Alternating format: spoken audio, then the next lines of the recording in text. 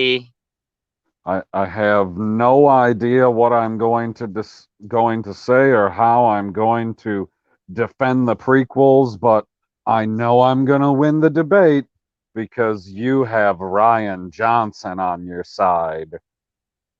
One would call that winning. Oh, okay. Trump. Yeah, what up, guys? This is the fandom zone, and yes, lemon pie confirmed tonight.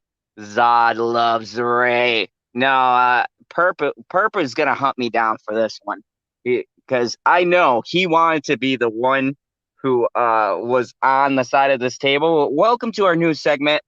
Uh, I I created a new segment here tonight for all of you. Do something different on late night talks, and we're going to have a segment called Versus. And welcome, Jamie Vick. But Versus Oh, that's is strange. I thought the segment was called Lee loses to PB or Zod loses to PB. Sorry.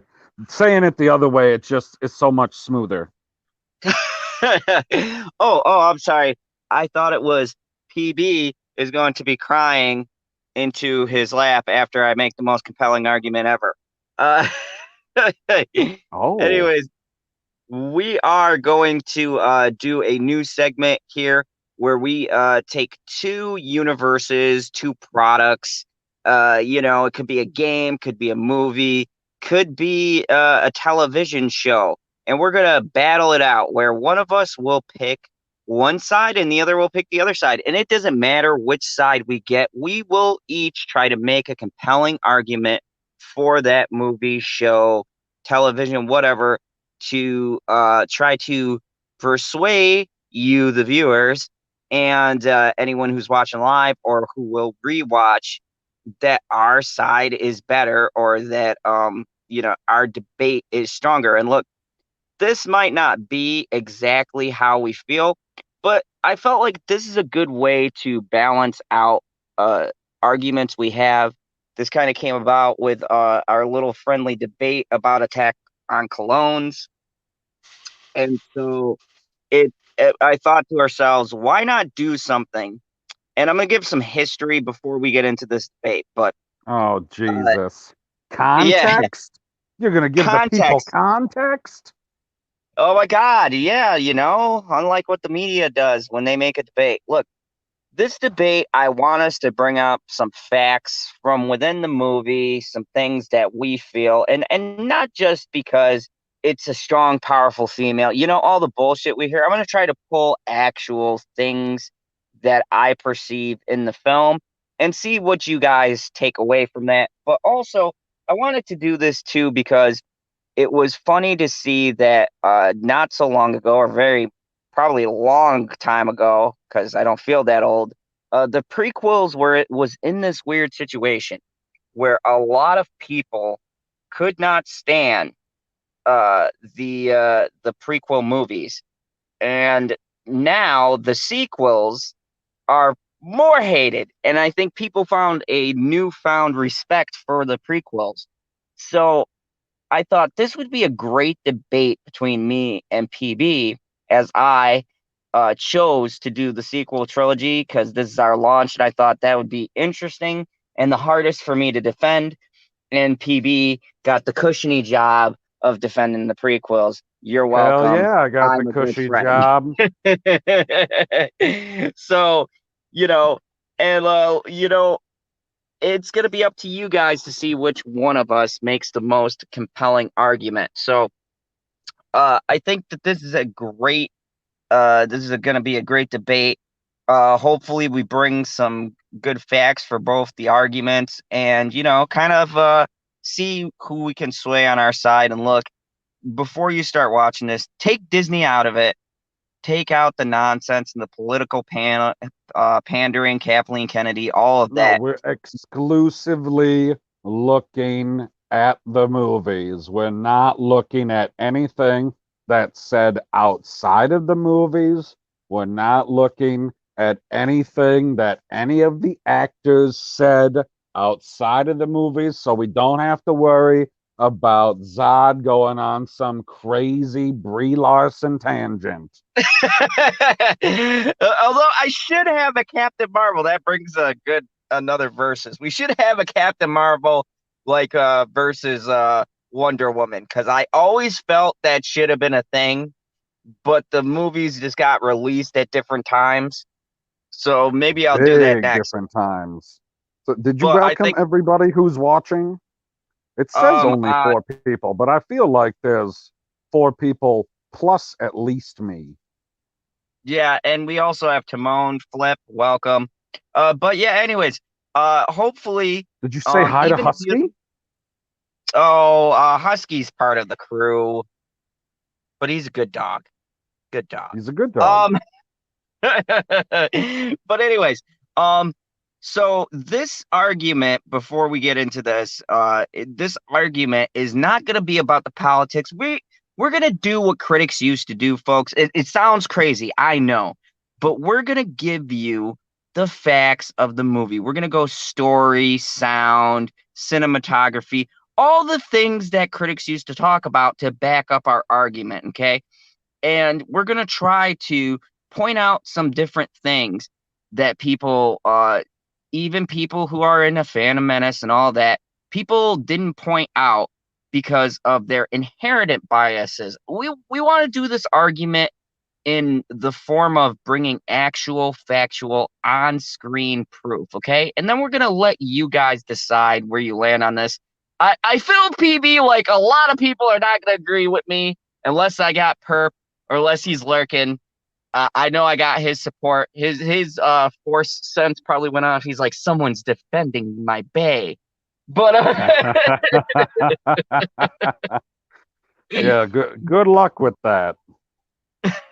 but I said to Pee, you know what? The hardest job is gonna be defending the sequel. So I'm gonna give it my go as a villain to go against the grain and try to pull some shit out of my ass to defend the sequel trilogy. And he was like, well, shit, you're giving me the prequels. This is going to be an easy night. This versus is going to write itself, right? So let's go. Let's give us some context. Okay. So we'll start with the prequels because they come first. So let's start with that. They came obviously before the sequel trilogy.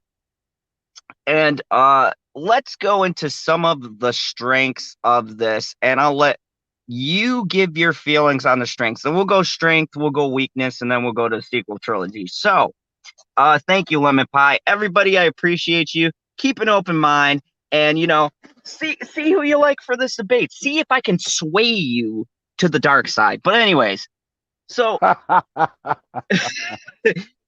No, you're brought my A supposed to be game. swaying them to the light side.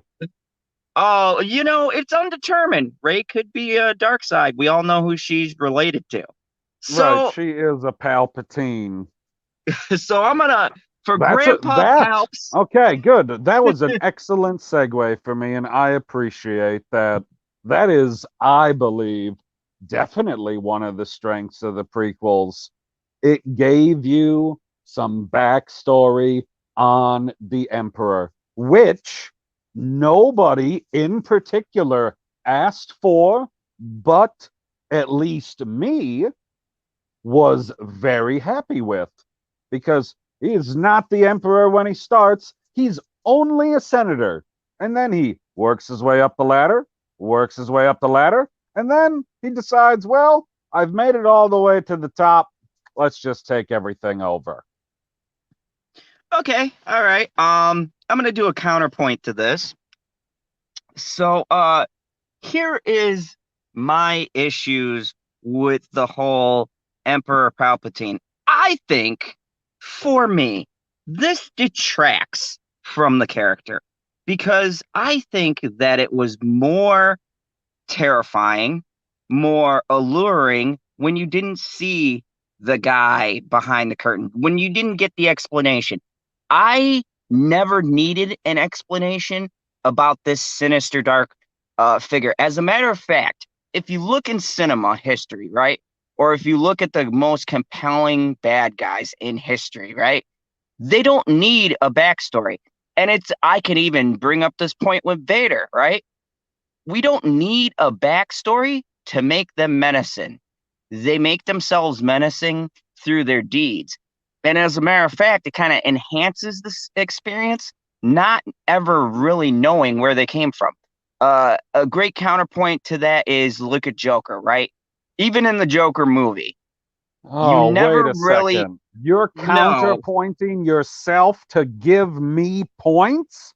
Because that's my point, guy, is that you say you don't need a backstory. And I agree with you. You don't need a backstory. But once you got that backstory, like with Joker, you went, wow, that's one hell of a story, guys. But here's where that falls apart. That we don't know whether or not it's a true story or not because it's told from a crazy person. So in essence, you don't really You're have a telling me that backstory. some guy who's been corrupted by the dark side isn't a crazy person? Yeah, no, no, I 100% agree, but it's not told from a first person perspective. It's being told as a narrative. So we could take this on what's actually happening as opposed to Joker that's being narrated by the person himself. You can discount or try to prove some of that movie, but we don't really know what's true. Therefore, it keeps the mystery. This is laying everything out. Like, are you going to tell me you ever wanted to know what the Force was? And everybody in the chat, this, I know for a fact this is true. No one gave a shit about what the Force was. We didn't need to know what the Force was. It was this mysterious, awesome thing that a few people had. They were Whoa, gifted whoa, with whoa, it whoa, or whoa, whoa, whatever, whoa, and whoa, we whoa. Hold on a accepted that. second. Did I you agree need with to know you. it was a I agree with you. The Force is this mysterious and awesome thing that binds everything in the universe together, and we have no idea what it is. Like Corona. But don't you want to know what Corona is? no? I don't. Really? You don't want to I just know want a how cure. that You particular can thing skip. is working in your blood? No, I do not want to know. You can tell me about all the details after we found a cure for it. And not one of these. I'm not going to be the first test run. I'm going to let a couple of people go ahead of me. And once all the bugs are worked out, then get me a cure. But after that, no, I don't want to know what that shit was. I don't need the details. I just know it exists. It's a powerful force, and I'm perfectly fine with that. And I think that the prequels one biggest downfall for those movie series, at least in my opinion, is that I felt like that when they were being written and when they were being directed, and don't get me wrong, the story is good and coherent, at least uh it's got a good flow to it, but there was a lot of the wrong questions answered, or there was answering things that I think shouldn't have been answered. They should have been left up to the imagination. Uh, So you want to leave stuff up to the imagination. That's all your sequels do. They're like, hey, we're going to show you something, but we ain't going to answer any questions. We're just going to create questions. But all of your questions will be answered as soon as you purchase this book. well, see, we could argue that about the prequels too. No, you don't have to They purchase a book to understand the prequels. What are you talking about? the prequels still didn't answer the burning question. That was one of the hugest big debates about it. The prequels still really didn't answer anything. They just kind of half-assed explain stuff. Like, okay, so people are like, okay, what is the Force? And George is like, yeah, I'm gonna explain what the Force is, and it's metachlorians. He makes up a fucking word and tries to explain it on an atomic level or what else. In that Oh, case, that's I why don't I want love the that. explanation. I love that because it brings the science fiction into my Star Wars.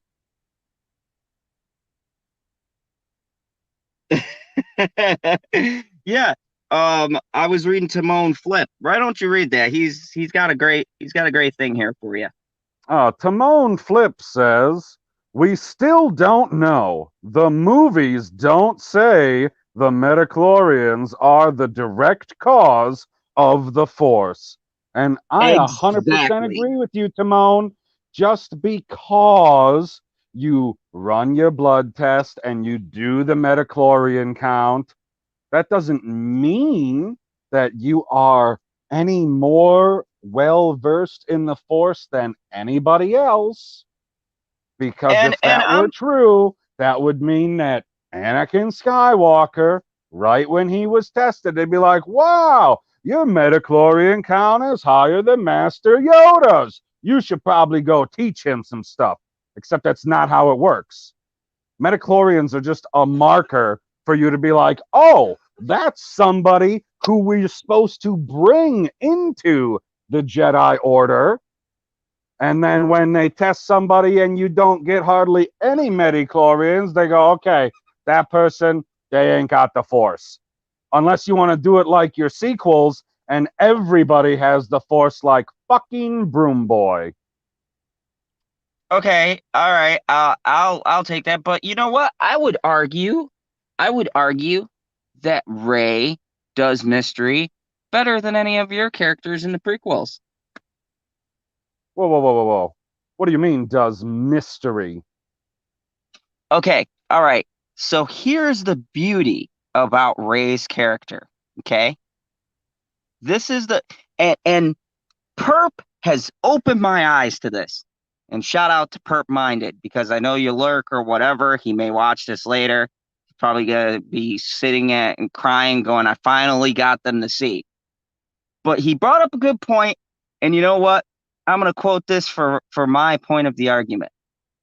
I think that it is a strength that we don't know anything about Rey and that she doesn't come from anybody or that her family doesn't really mean anything.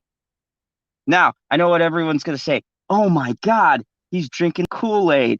He's probably on the Rian Johnson fan site. But let me tell you, the Hmm. reason why I think that this whole theory works is because I think that this is a Joker-esque kind of situation. You guys get the gist. I like characters that aren't fully explained but got a little bit of a detail.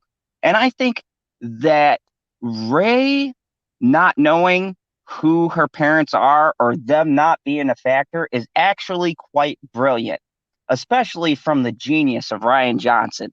Because I think in that bit of writing, in that bit of moment, he's saying that it doesn't matter who your lineage is, right? And if we're going by prequels and your supposed midichlorian count, right? Then anybody could be a Jedi, right? I mean, No, you gotta Anakin have high enough supposedly, midichlorians. You gotta have the yeah, right number supposedly, of corona in your blood. supposedly this kid in Tatooine that no one's ever heard of doing some gay pod racing, which is just like NASCAR with Whoa. spaceships. Yeah, I went Did you there. just Okay. did you just dig on pod racing? Oh, I went there. You know what pod racing was? Let me tell you what pod racing was. Okay. Everybody talks about how the sequel trilogy just wanted toys and books or whatever. But pod Fuck racing yeah. was the biggest fucking plug for merchandising ever. You Because goddamn right. if you go back and you look, now everybody damned Disney for having the sequel trilogies out for marketing or whatever else, right? But look at what they did with just one segment of that movie in Phantom Menace, right? That wasn't even really the point of the movie. But all of the merchandising, all of the video games and What do you everything mean? for that The year. pod race is one of the linchpins of episode one. If he doesn't win that race, he doesn't get to leave the planet. Yeah, but they treated it like that was the most important part of the movie, and it was. The most important part of episode 1 is when they find Anakin Skywalker. That's the most important part of episode 1. The second most important part is when he gets to leave the planet. And The I third would most argue, important part is the very end of the movie.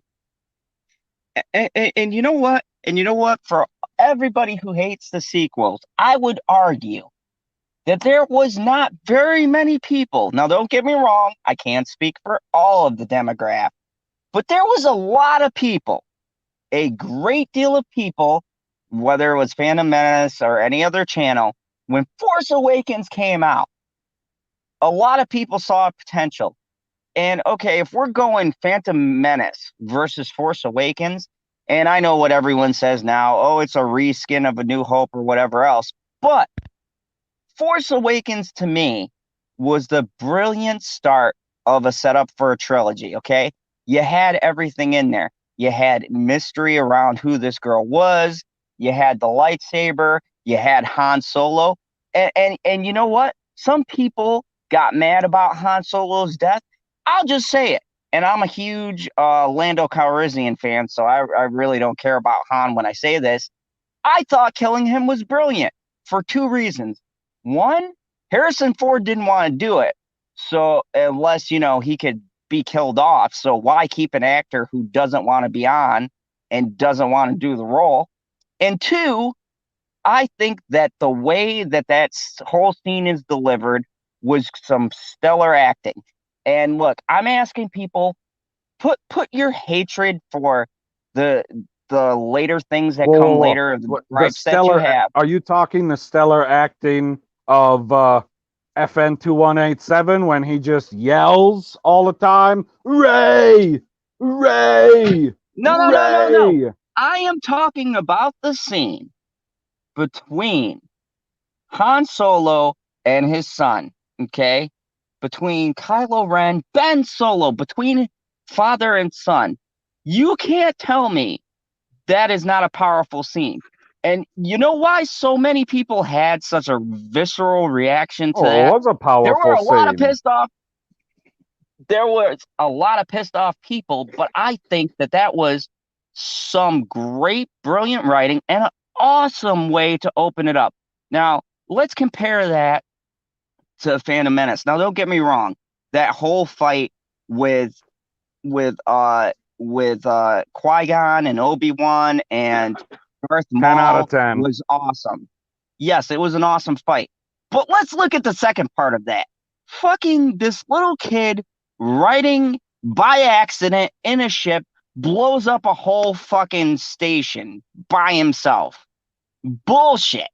That whole scene was bullshit. Anakin somehow accidentally through wacky Whoa, whoa, whoa, hijinks whoa, whoa. hits the You're shit. telling me that now this is the first time tonight that I've been able to use the original Star Wars as my benchmark. Luke can fire torpedoes down a tiny, what is it, 2 meter hole, 1 meter hole? I don't remember. It's very small. I'm sorry I can't remember, Star Wars fans. I'm being a bad fan right now. Anyways, he can fire rockets down there, but you're telling me the Force can't guide the chosen one into a hangar bay? All right, all right. I would counter your argument with your very same argument. Two reasons. One, Luke was older, okay? All right, and he had been, and this is a famous line. He shot womp rats with his T8 back at home, right? That was his quote. Yeah, he And they didn't. were no smaller than the diameter of the hole in the Star Destroyer that he had to hit. And he heard Obi-Wan Kenobi's voice. Now, let's look at Anakin's situation. What happens with The that? chosen He one. goes, he he goes, oh, I'm gonna hide in this ship. Oh no, I hit the stick. Oh my, now we're going on a wacky adventure. R2D2. Let's, help me navigate. Now you're ripping Oh, and on then there's those stupid R2D2? corny lines. No, I love R2D2, but in that particular scene, that is such a lazy, half-ass rotten scene right there.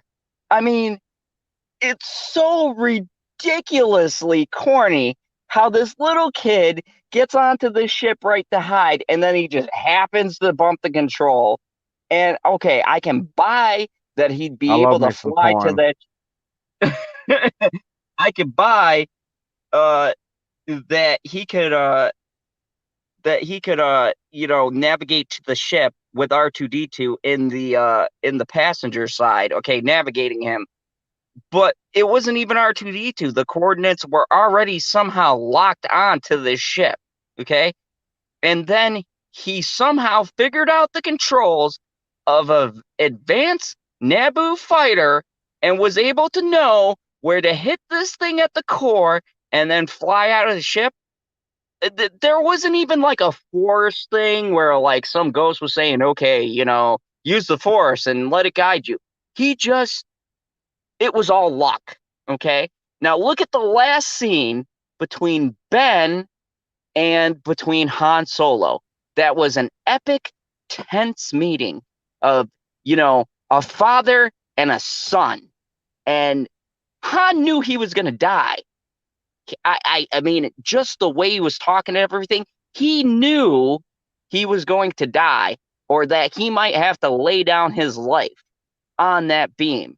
But he still went there to talk to his son as father and son to try to Right, make. because Ben is evil, right? It solidifies him being evil, right? Like his No, grandpa, right? it solidifies the options of It don't choice, which is solidify what. shit because he's a good guy. No, at that point he's conflicted like What do you everyone mean at else in that Star point? Wars. Exactly. At that point, he's conflicted and he's like, you know what? Let's just make sure that my lightsaber's still working. Oh, fuck, my dad's standing there. Well, it's too late now. I just wanted to comment. Lemon Pie said a funny comment. He said, "I'm uncomfortable with this talk of holes." the Oh, son of a bitch. I read that backwards initially. I thought he said, I'm comfortable with all this talk of holes. No, but Whoops. here's the thing. When you look at the two endings, okay, they mirror each other, true. By But two endings, I assume you're talking about the fact we're doing 1 versus 7 right now, yeah, we'll go movie by and movie. we're So talking about Ben killing his dad versus Darth Maul killing Qui-Gon in front of Obi-Wan, and you think that your scene holds more, say it with me now. What's the phrase? I'm drawing a blank. emotional Emotional weight? weight. Exactly. Let me tell you something, okay? Chris, if you're watching this, thank you for this story. But I'm gonna tell you something. Chris Knight from you know, Chris Knight Reviews 3000, okay? Great channel. Go and check it out if you Sure, his haven't. channel is The Real Review 3000. All right, I've been drinking the real review 3000. Okay, I got a drink to defend this. But anyways, uh the real reviews 3000, right? Okay. He made one of the best kind of stories that go along with this, and it really shows how impactful the scene is, right? One of Chris Knight's favorite characters is Han Solo, and he's got the pictures and stuff, and we talked about the story. So he goes to see The Force Awakens, and he's dressed up as Han Solo, and What a he weirdo. went. Yeah, he went a little bit later. The movie had been out for a bit, and That's he even didn't funnier. know he didn't know what happened to Han Solo. But I want you to think about that. Think about all the people, right? The shock and the impact that that moment had. And I'm not talking it was a cheap shock, okay? It was a real impactful scene that moved the story I mean, it just wasn't thrown in there. It had purpose, and it showed the eternal conflict that Kylo Ren had. Okay, because throughout the movie, yes, he's doing evil shit or whatever, but we see there's little sparks. Okay, there's a little bit of some questioning, some doubting, right? And this scene right here is kind of like a Vader moment, right? It's a Oh, catalyst. It's a catalyst for Kylo Ren knowing that in order to embrace this dark side, in order to be the badass of the galaxy, he has to do something tremendous. He has to cut a huge tie. And the biggest he tie don't even to his care about humanity, his dad. His dad abandoned him. that's speculation. Speculation. He's out there looking for the Millennium Falcon. Yeah, but Kylo Ren turned to the dark side, and when we get to the brilliant Last Jedi. The brilliant turn to the dark side. The fastest Yes. turn to the dark side of any person in Oh, all of okay. far away history. We'll talk about fast turns when we get to your Revenge of the Sith. Okay, because that's a quicker turn than Fast turns. Daenerys. That's a quicker Fast turn than turns. Daenerys in Game of Thrones. All right, that turn was so Ain't fucking quick. nobody turned fast in Revenge of the Sith except when Sidious was spinning in midair with his lightsaber. That's the only fast turn in Revenge of the Sith. I don't know what you're No, all talking them about, but children we'll get turned there. fast when Anakin just went all ham on the little kids in the Jedi Academy. I Oh, mean, you mean the scene that was foreshadowed when he killed all the sand people an entire movie previously? Unbelievable. we'll get to that. We'll Like, get to that Jedi little. don't go around murdering villages. We'll get to Anakin and some of his Okay, I want major to go saving back to your, plots. what did you say, mystery? You said that Rey had this phenomenal mystery that she had set up with her character. I don't understand how you could say that there's any more mystery than what's set up in the prequels. You know exactly how everyone turns out, and you have no clue how they get there. Sounds like a giant fucking mystery guy with multiple characters. Yeah, with multiple characters, there's only one that everyone was really interested in. Maybe two. Okay, I'll give you two. Obi-Wan and Anakin, right? But I mean, No, Qui-Gon no, no, just no, no, no, is no. False, invented. false, false. People wanted to know how Darth Vader got made. Once they saw how the prequel started and saw what Palpatine looked like, they wanted to know how he got turned into the Emperor because we didn't know because he don't look the same. You're like, that's a Oh, regular looking guy, and and I know what what he was the looks like in answer the to other that? movies. It ain't the same. And what was the answer to that? Oh, he got a sunburn. Oh What my what do you God, mean the he big got a answer. sunburn? You mean he He got got hit with lightning because he he's got a genius? Like that's when genius. Palpatine was a genius in the sense that he knew the lightning was going to reflect off of the lightsaber, not off of a double lightsaber and blow himself up. Oh my God. He knew it was going to reflect off just enough to burn him, to make it look like his life was in danger. But he was in control the whole time. Speculation and conjunction. Speculation. Yeah, You yeah. think for a moment that he was sitting there all feeble, like, Anakin, help me. I'm the only one that can save Padme. And they had that line for no reason. I mean, they had metachlorians for no reason. What do you mean for? Oh my God. You just keep saying for no reason. It sounds like you're talking about the sequel trilogy. Everything in the sequel trilogy is for no reason. They're like, we I need Han and Chewie to show up. Oh, we'll just have the Millennium Falcon get scooped up for no reason in the middle of the galaxy. No, the Millennium Falcon got scooped up because that's happened before in the precious regular Star Wars trilogy, the one that came before, the granddaddy of them all. Okay. The Millennium Falcon They has were been being impounded. hunted.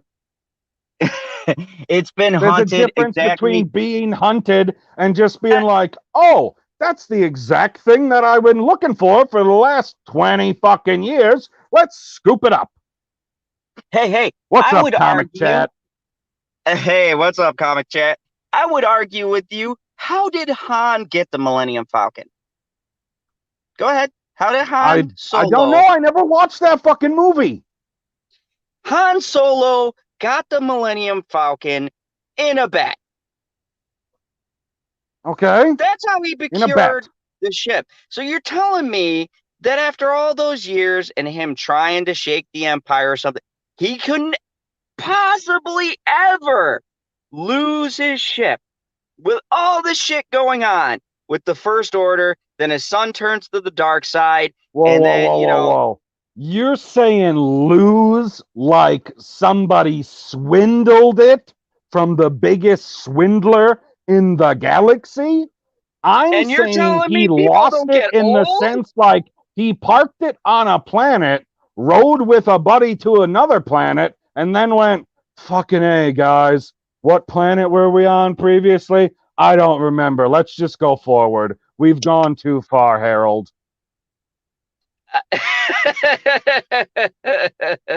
I like that reference. No, I'm saying it could have got stolen. Something could have happened. But once again, Somebody, that what? Somebody that steals your ship, and you're just like, oh, I can pick up another one. I got this freighter parked over here. I can fit 20 Millennium Falcons in it. It's no problem. It's only the fastest ship in the galaxy.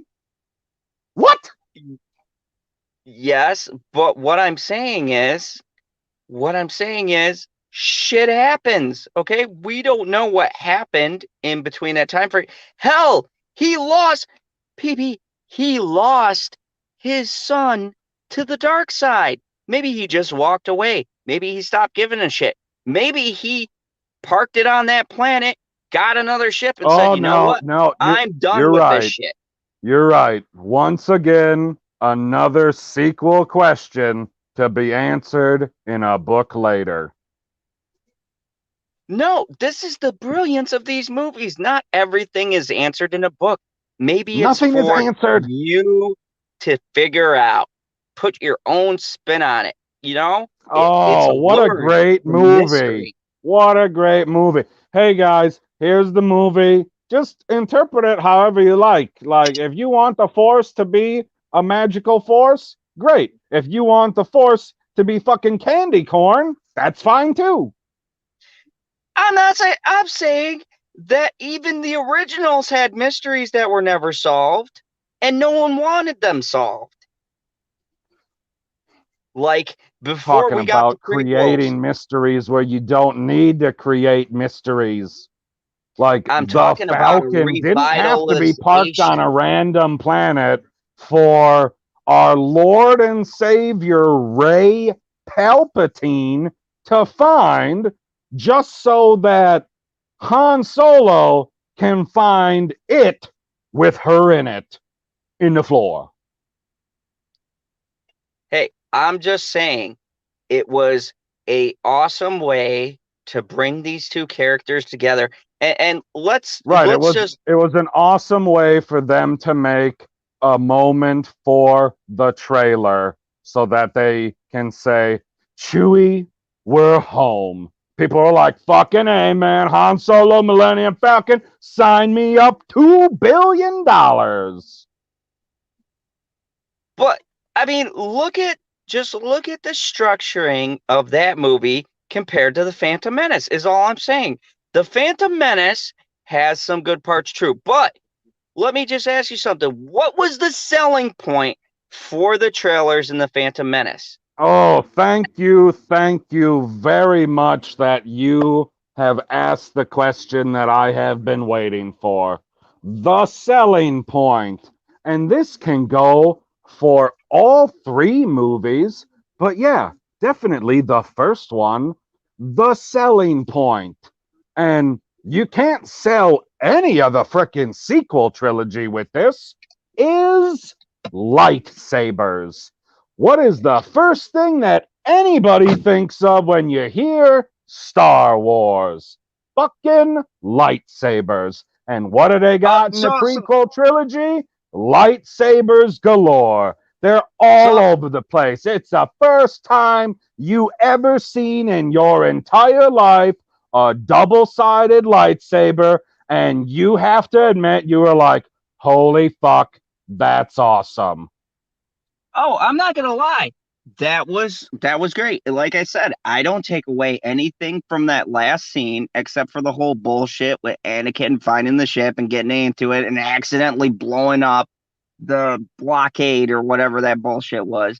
Didn't give a fuck about the Guggins and their fucking little revolution or bullshit that was going on that planet of So Naboo accidents with aren't the most okay if it's a prequel bland. accident. Sequel accidents are fine. I mean, don't get me wrong. And I hear comics chat saying Darth Maul. I definitely agree. Um, and double-edged lightsaber. Yes, comics chat. But I would say emotional weight for this movie. I mean, uh, Han Solo being killed by his own son in a very captivating scene. That hits you at the core right there. And the setup, and I mean, just think about I dare anyone to fucking I, argue that they saw that coming. I did not expect them to just fucking stick that fucking lightsaber through his chest like that. It was shocking. It was compelling. it was shocking. Now, I have a question for you about that scene specifically. Do you know for a fact that Han Solo is dead? Because I ain't never seen a body. Oh, oh, okay. If we want to go that route, Mr. PB, we Hey, want to go hey, hey, that route. hey, hey, hey. One You really want versus to go this seven. route with Darth people dead. Maul allegedly gets cut in half, dies, falls down a hole. But wait, he didn't die. He was cut in half screaming with He looking was at his not other screaming, body he was just part. flailing his hands about. And he was kept alive with the Force. Bullshit. How many, okay, how many lightsaber battles have you seen when limbs get cut off? An arm gets cut off and someone's like, I don't think I'm going to make it. And Darth How Maul many gets cut times in do you half see a and he dark lives side for how user long? get killed? I mean, come on. And No, the hold first on. No, no, iteration, no. Answer. It's a very simple question. How many dark side users do you see get killed in the movies? let's see, Just the prequels. Just the prequels. I'd say because he was grooming Vader, I'd say just Darth Maul. You skipped one there, guy. Who did I Are skip? you forgetting? You are forgetting the beginning of episode 3. Who was the dark side user in episode 3 was Sidious. He didn't have an Dude, apprentice. episode 3 is when Anakin chops off Dooku's head. Oh, Dooku. I'll fucking get to Dooku. Just you wait about that. Because Okay, we're going to go so Last Jedi versus Attack of getting the your Clones, which is head the chopped off worst your out of the body prequels. is a little different than getting your legs chopped off your body. I don't think you can keep yourself alive with the Force with just your head. They don't live in the Futurama galaxy. Okay, all right. This is great. This is very great. And I will add this to my argument. Read what Comics Chat says. Comic Chat says Maul is a Force user. Solo is not. I know that Solo is not a Force user, but So how can you from say every that? media, that I've ever seen in my entire life, you ain't dead until you're warm and dead. So until I can see that body, like, I know Qui-Gon Jinn is dead. They burned that fucking corpse. Solo got a lightsaber through the heart, and spoiler alert, he's No, no, not a no. He got Jedi. a lightsaber through the torso. You can't tell specifically what organs it goes through. Okay, if you want to use that, I mean, we don't have a David Caruso from CSI to do the analysis here. So, I'm just going by. I saw the freaking lightsaber go through his chest, him have that really gripping, sad look that I'm not going to lie, almost had a tear at the corner of my eye and fall down a fucking shaft. I guarantee you there's only one person who fell down a shaft and grabbed something and lived, and that was Luke Skywalker in Empire. There was nothing down there. Han was fucking dead. Ask that question again. What? What did you say? My wife was having me read something, and I have no idea what it has to do with anything. Oh, I was saying, to the argument, yeah, we don't have Caruso from CSI to get an analysis, but you could tell by his shocked look, his last expression, which, by the way, I had a tear on the corner of my eye, and then he fell down a fucking shaft. So unless he was Luke Skywalker from Empire Strikes Back, there was nothing down there. The man's dead. You don't necessarily have to see a body. The Emperor fell down a fucking reactor. We didn't see the body. Pretty sure we knew he was dead until Revenge or Right, and there's one of the points that I don't think you're gonna be able to argue out of. Like, you see him explode into vapor and survive. False. He doesn't explode into vapor. The reactor Bullshit. goes over him, but he doesn't explode. He just falls down the thing and the reactor shit comes up, but he doesn't like explode like a bomb. He just fell in the What would reactor. you The call reactor getting exploded. vaporized, guy? Like, if you take a bunch of electricity, like, I don't know how many freaking watts are in the Death Star. It's a lot, like more than you could ever imagine. And you're just pumping that through you. There ain't gonna be nothing left. All right, well, we're jumping ahead because I'm going to save those points for the last movie. Let's go to your greatest movie, the fucking Attack of Boredom. I'm sorry, Attack of the Oh my Clones god. versus the brilliant, absolutely magnificent, second Visually part, stunning. visually stunning artistic craft that is The Last Jedi. Okay. Now, look, there is one particular scene that I can't defend. I'll try. But there's a scene that involves a casino I can't exactly defend. But what I can say this is that this Talk movie about boredom. brilliantly, this movie brilliantly subverts all of our expectations. Oh my Okay. god. I just bear with me here. I will make this argument. Okay. So if we're comparing this and we're going prequels versus sequel, okay, everybody in your mind keep Attack of Clones and then think about one of the most horrible, cringiest lines. Forget Star Wars in fucking cinema history. The sand is so coarse. I hate it. It gets everywhere. Are you fucking kidding? Who the fuck wrote that line and said, you know what? This is the winner. Oh, this is true love.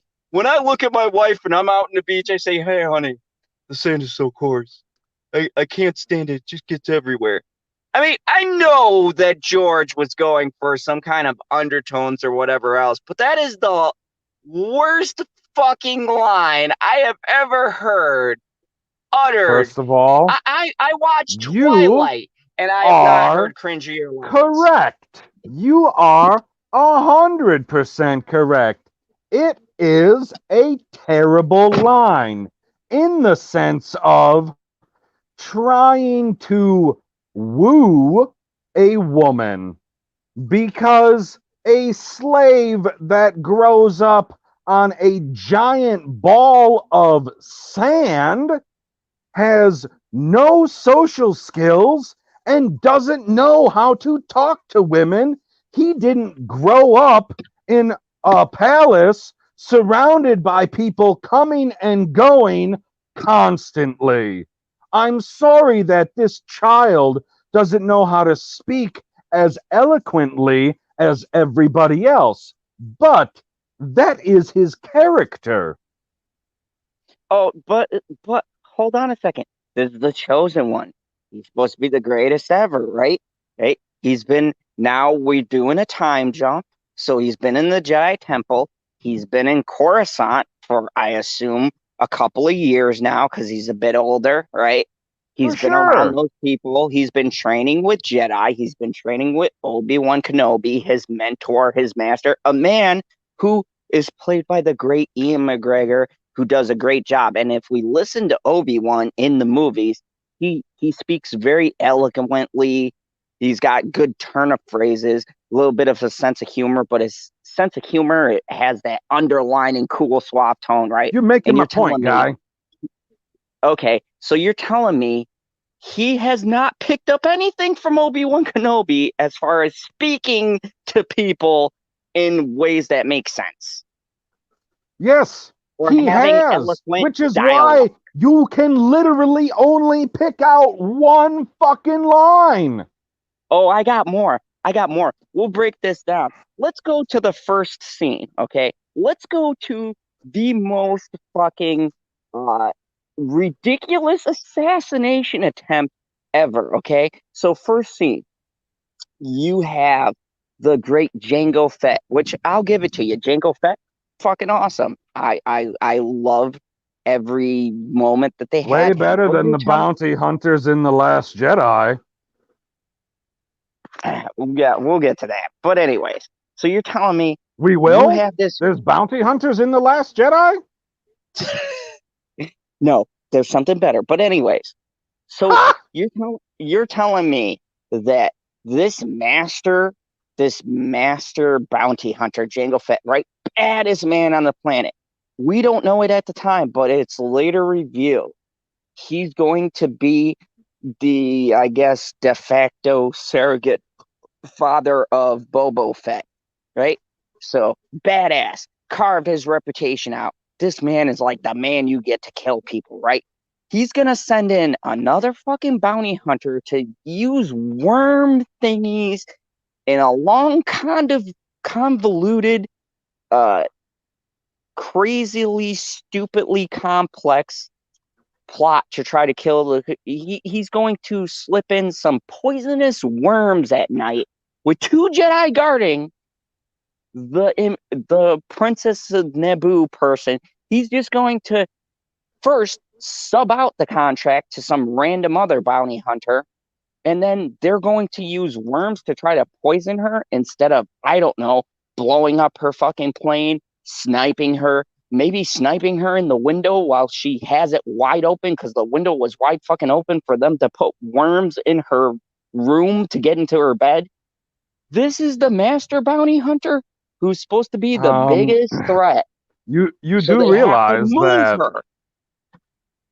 Jango Fett is not the person who hired the bounty hunter to send the worms, right? No, but that bounty hunter was No, coordinating with no. Jango Fett. That bounty hunter was doomed to fail on purpose. I don't think you understand how insidious Sidious is in the prequels. There are multiple characters that he sets up to fail. Multiple people have to fail for him to make it to the point where the chosen one is under his tutelage, under his essentially mind control, and where he can turn him. If they kill Padme right there and she's dead, how do you think Anakin is going to turn to the dark side? Still, a bounty hunter who's hired is going to take a long, convoluted way to take out their target, where they simply could have just shot them through a window. No, their brilliant plan for this whole thing to fail and work, which in film we call a MacGuffin, they use worms in the bedroom to try to take her out with two Jedi. That's not a MacGuffin, guy. MacGuffins are saved for the sequel trilogy, more specifically, The Rise of Skywalker. That's not a MacGuffin. Setting somebody up to fail to progress the plot forward is not a MacGuffin. A MacGuffin is something you find so you can find the thing. A MacGuffin could also be any type of device in a story, simply there, just used to move the plot forward. This assassination Well, you could say that about everything if that's how broadly you want to base it. Was just a big convoluted way to get them from Coruscant to her planet so that her and Anakin could be alone, so they can fall in love and have that whole convoluted love plot that no one cared about, that was boring. And I haven't even brought up Senator Binks. Holy fucking shit. You guys need to own Jar Jar Binks. You moved on from Jar Jar. You brought him up as Senator Binks. And I appreciate that. Who would have thought that somebody like that could fail upwards so spectacularly? I mean, that's how you know politics in a galaxy far, far away are real.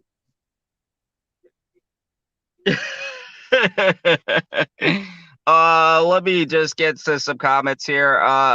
Do that. Let's do some comments real quick. While you sit and choke on that, Senator Binks is crucial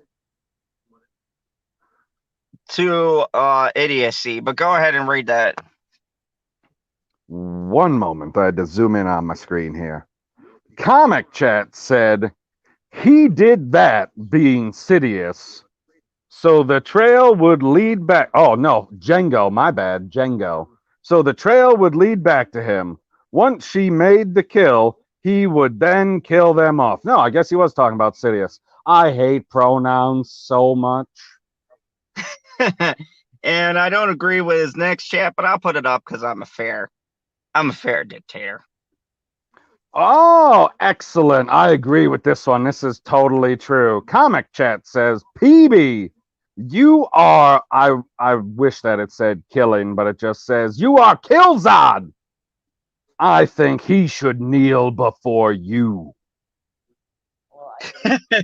Hey, like I said, look, this debate is for you guys to decide. I appreciate all the comments and feedback. I just want you guys to know I have a really difficult task tonight. I have a really fucking difficult task, and I am trying.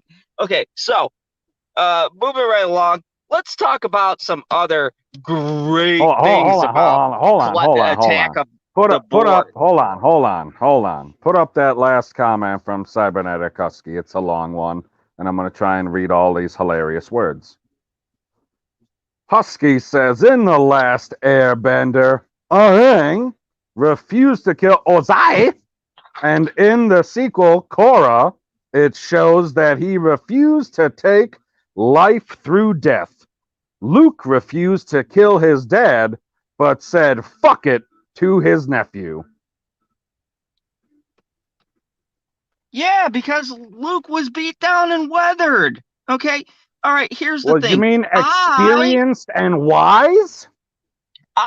hold on a second. Hold on a second. I side with Perp's argument in this. Okay. You know what's boring?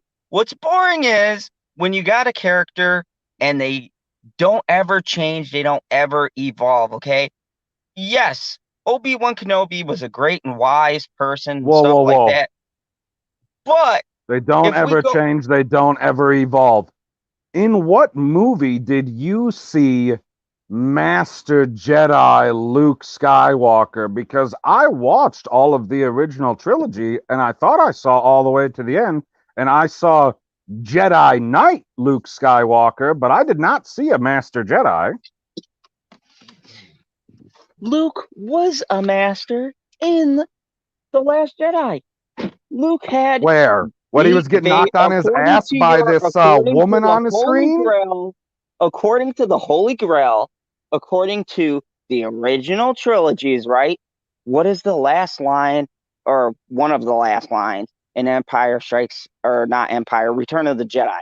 He refuses to strike down his father. He turns off his lightsaber and he says, I have Right. become But a he's like, I'm Jedi not going to make Master. that mistake again. I'm going to kill this fucking nephew. He decides at that moment that he's going to beat his inner demon. He becomes a Jedi Master. So he doesn't fucking lose that title because we go to the sequel trilogy. He's a Jedi Master now. And guess Well, what? he didn't become a Jedi Master at the end of the movie. He didn't even beat any Sith. You don't have to beat Sith. It was about beating your. If we're You going for the either got big to beat a metaphorical Sith meaning, or if we you need to train a Padawan to become a Jedi Knight.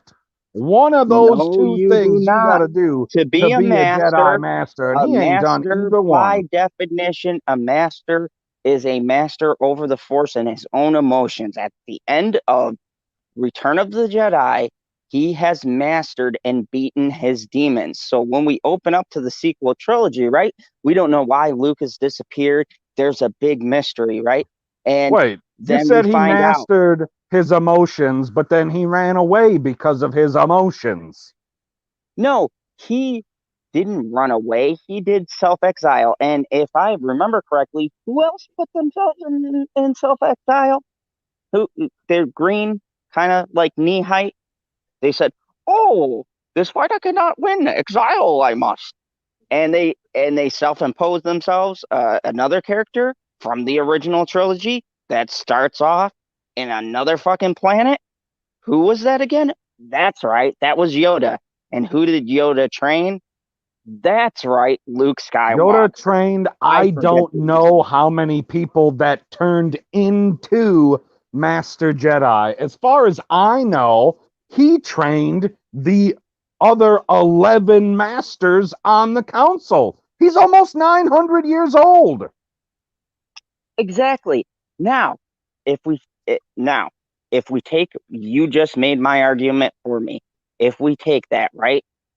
Yoda has trained all of these Jedis. Dooku in your precious prequel trilogy sees what's coming and he doesn't see the whole picture, but he goes, fuck that. I see the tide is training. He goes to the dark side. How fucking old is Dooku at this point? Jesus Christ, that man's got a gray goatee, okay? This is an older, more experienced Jedi, and yet he fled to the dark side and he was trained by the almighty great Yoda, and he still turned to the dark side. Now, Luke opens up an academy and a tragic, horrible incident happens, okay? And the man is Whoa, whoa, conflicted. whoa. He could Of have his killed Kylo own Ren, but making. he chose not to. Even though it looked like he might, he still made the right decision. And by making that right decision, he lost everything. And you're telling me someone wouldn't go into exile for that? Yoda went into exile for losing a battle.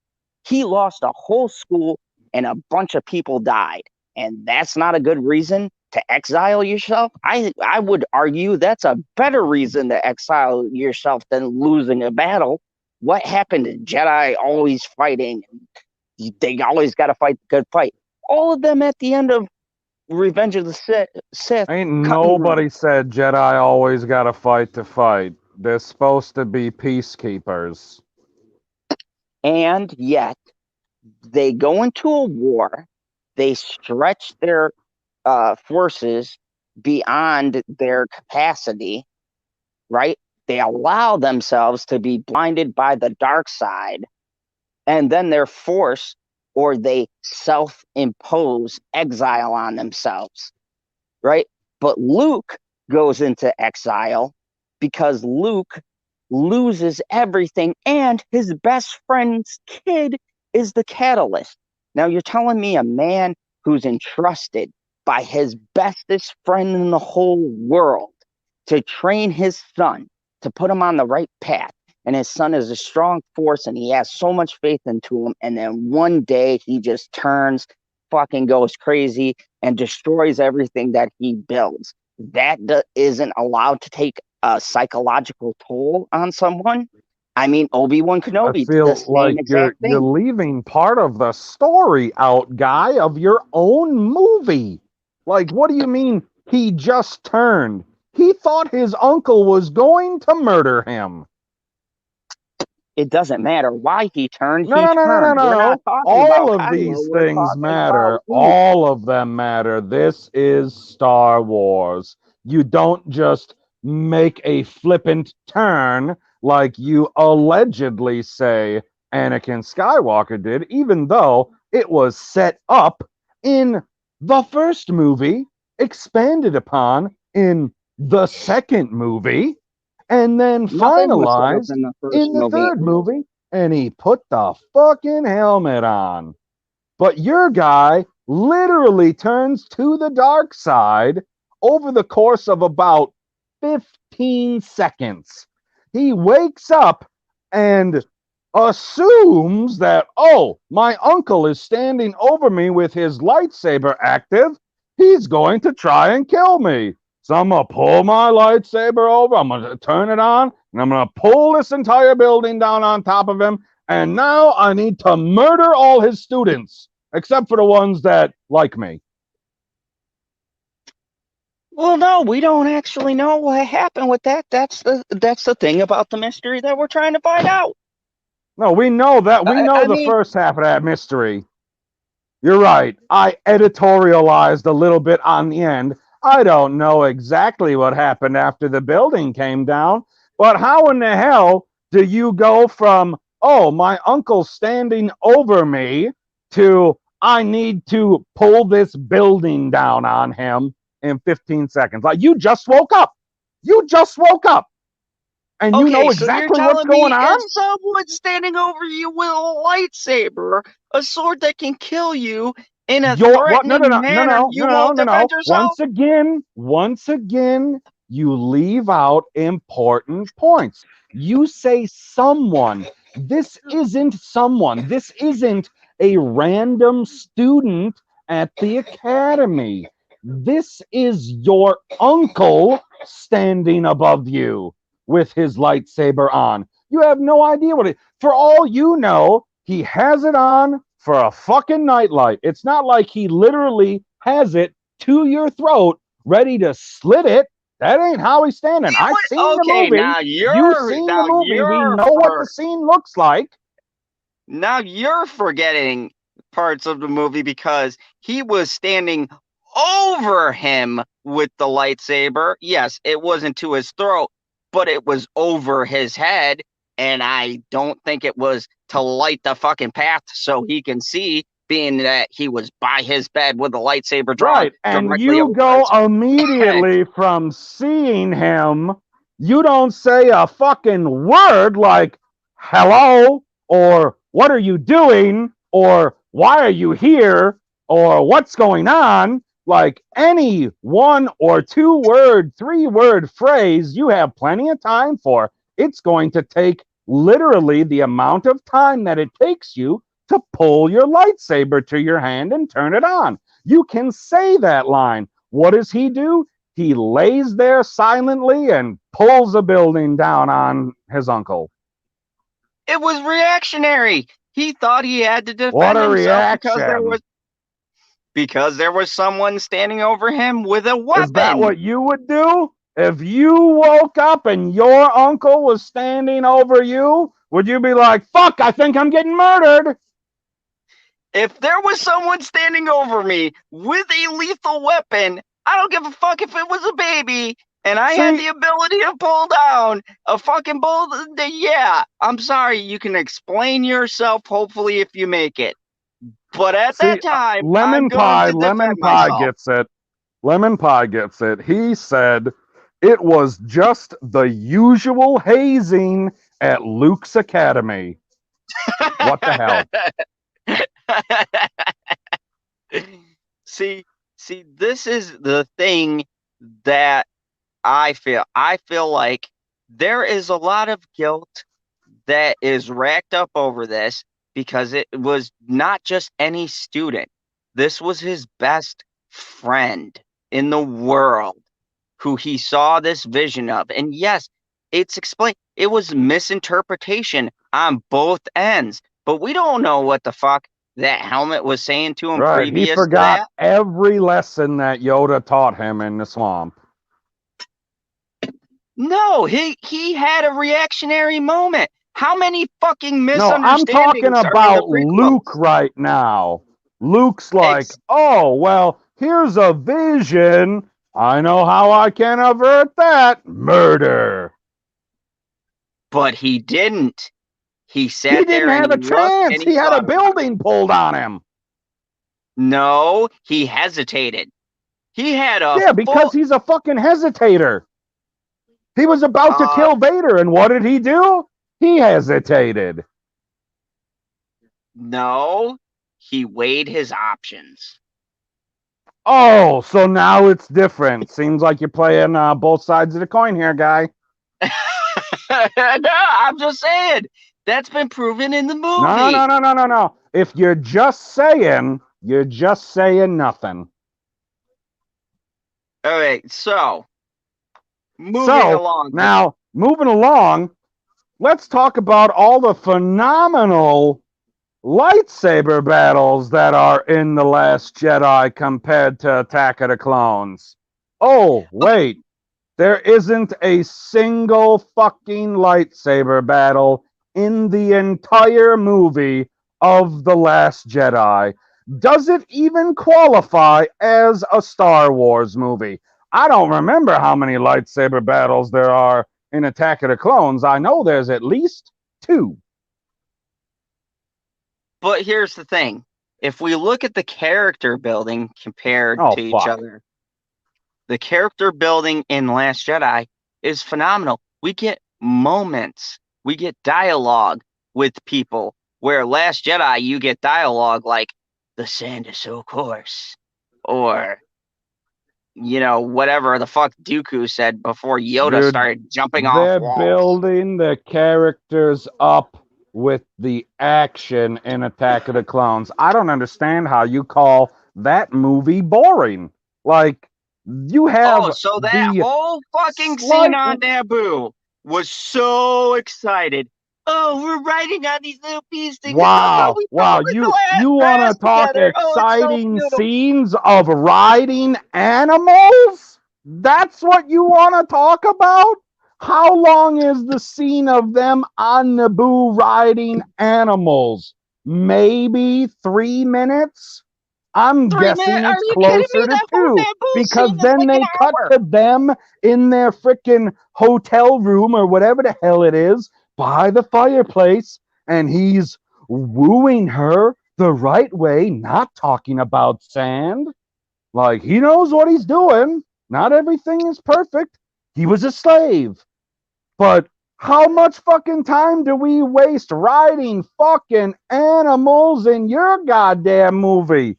That Hey, entire sequence is like half a fucking hour. Talk about boredom. My God. that scene is showing the true corruption of the galaxy. You got What do you these mean the true senators. corruption of the galaxy? I just You watched got these 6 fucking rich. movies, 7 fucking movies, 8 fucking movies. I watched Rogue One. I just watched 8 fucking Star Wars movies. I know how corrupt the galaxy is. I don't need that scene. Talk about scenes you don't fucking need. Hey, if we're talking about slaves, we are showing how there's a whole planet dedicated, even in this new era, okay? This is showing a mirror of how this new republic, right? The republic won at this point, okay? Even though the First Order is on the rise, it's still considered a splinter group, okay? And they're trying to smash it down Yeah, I know. The before it becomes Republic another won. Joe Biden's Republic. Yeah, so we got this republic, right? But in the outer fringes, in these worlds that the republic is not going to, there's this horrible, horrendous shit happening. And Oh my Finn God. and Are the you talking brave about the prequels? Rose Because it Tequels. sounds like you're describing the prequels. No, The no, I am Republic talking. in control, not going to the Outer Rim where there are still slaves. Wow. It's almost like they copied the prequels, guy. Not at all, because that is What? the old republic. This You is the literally new just republic described the prequels after to me and then was like, Leia oh, wait, and that's Luke The Last won Jedi. against the Empire. So what I'm saying is that you have this little subsection, right? And Finn and the amazing, the stunning, the beautiful Rose Tico are there, and Hey, they hey, are hey, getting a pause, look. pause, pause, pause. I can't argue with that point. They are getting a look at the other side of this war, right? They got this war going on in their little corner of the world. It's the most important thing, right? They got this war Oh with the my God. First So Order. that's why we needed to see this scene because we have to show the privileged people that there's still slavery in the galaxy. Still sounds like you're describing the prequels. Not at all, because if I remember correctly, the prequels, yes, they talked about Anakin being a slave, and on Tatooine there were slaves, but that was a Dude, very Padme little is literally subsection. walking around going, there's still slavery in the galaxy? I thought the Republic outlawed that. Exactly, but that was one little section. Okay, we're talking What do you about a mean one little? whole No, fucking. no, no, no, no, no. The Outer Rim is not a little section. Hey, they only showed me in the movie. They only showed us Tatooine that had this problem, and they Oh, they suggested only show other us places. Casino Royale in The Last Jedi. Yes, but I Right, mean, that's look at one the planet. horrible. You're comparing Look at one the. planet to one planet. So once And not again, I only were they say you enslaving have people, described the prequels. not only were they enslaving people, but they were enslaving those poor animals that were just there. You know, I mean, it was yeah, terrible. just like they're enslaving the poor horses in Kentucky. But we're not talking about real life now. If we're going that, we're talking about a galaxy far, far away. No, And but that is those the animals were being. analogy, guy. It's just an analogy, guy. Like those animals are race horses, and they had to set them free because apparently Rose Tico is a double agent for Space PETA. And you're missing the whole other very important subplot. Fucking They hell. needed, they needed to get the hacker. No, they did not.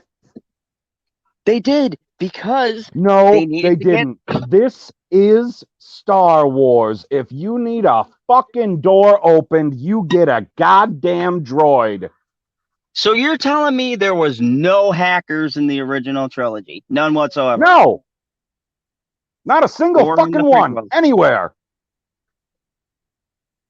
I call shenanigans. Okay, you go find me any of these fucking hackers They that are specifically had in their clone army, they had a person who did the doors to, guess what? Hack into them. They break the panel open and do the little wire deal. where did this happen in the movie? You know what? I gotta go back, but I'm pretty sure. I'm pretty sure there was a fucking clone they had specifically to get into the doors. You can't tell me with all the technology that hackers just disappear. That's exactly what I'm telling you, Guy. The more technology that you have, the less need there will be for hackers. That's That's exactly what the point. R2D2 Why would you essentially need a did. hacker if you have the device that does the hacking? You're still hacking. No, when You I still need to send specialize in R2D2 up to the operating that door, when device. I say, hey, R2, get us into that door, that isn't me hacking the door.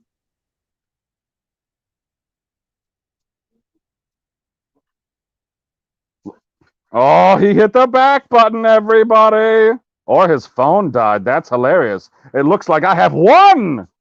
Fuck yeah. Sorry about that. I got Damn hacked. it. That was funny. And I I proved my declared point. victory while you were gone. uh, I totally disagree.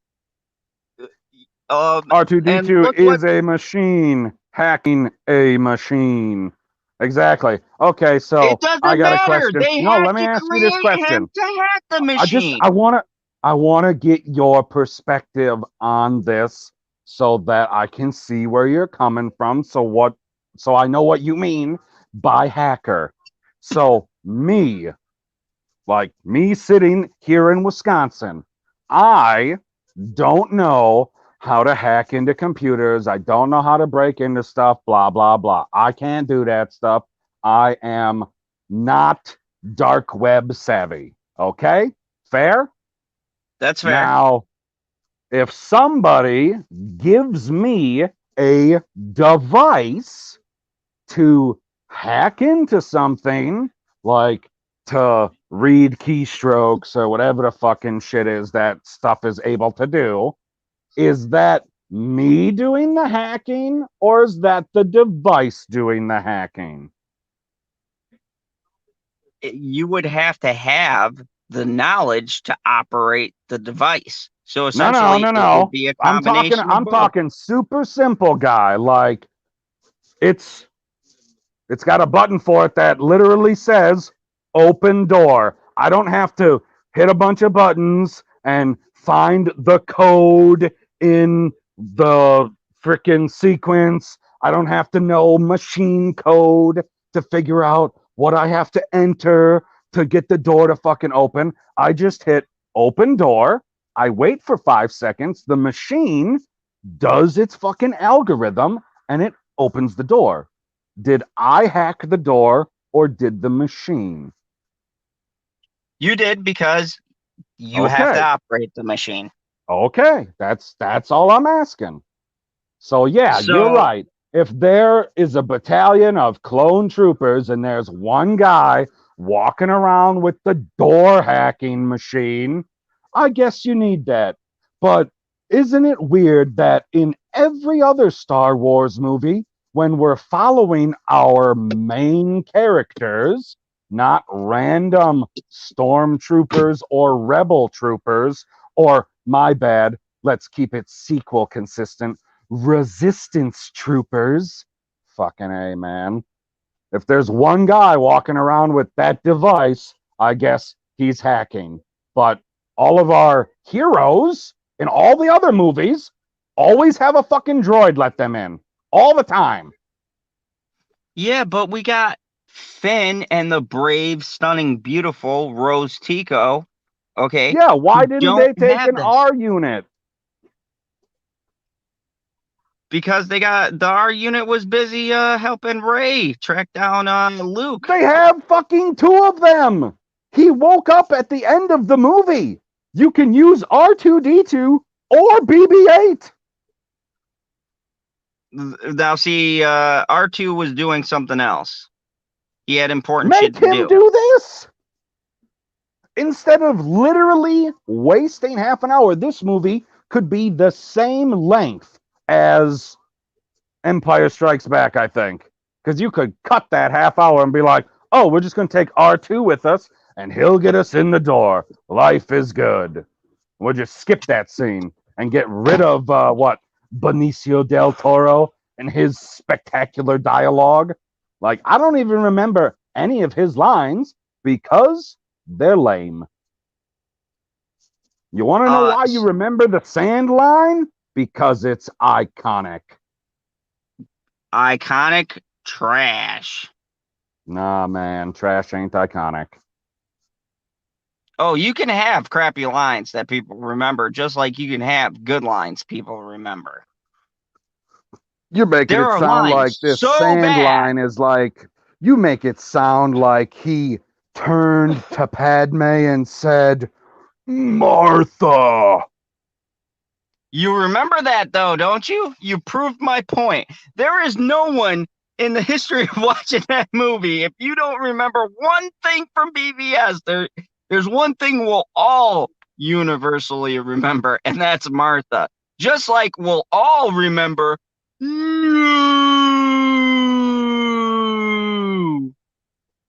My wife didn't remember the Martha line.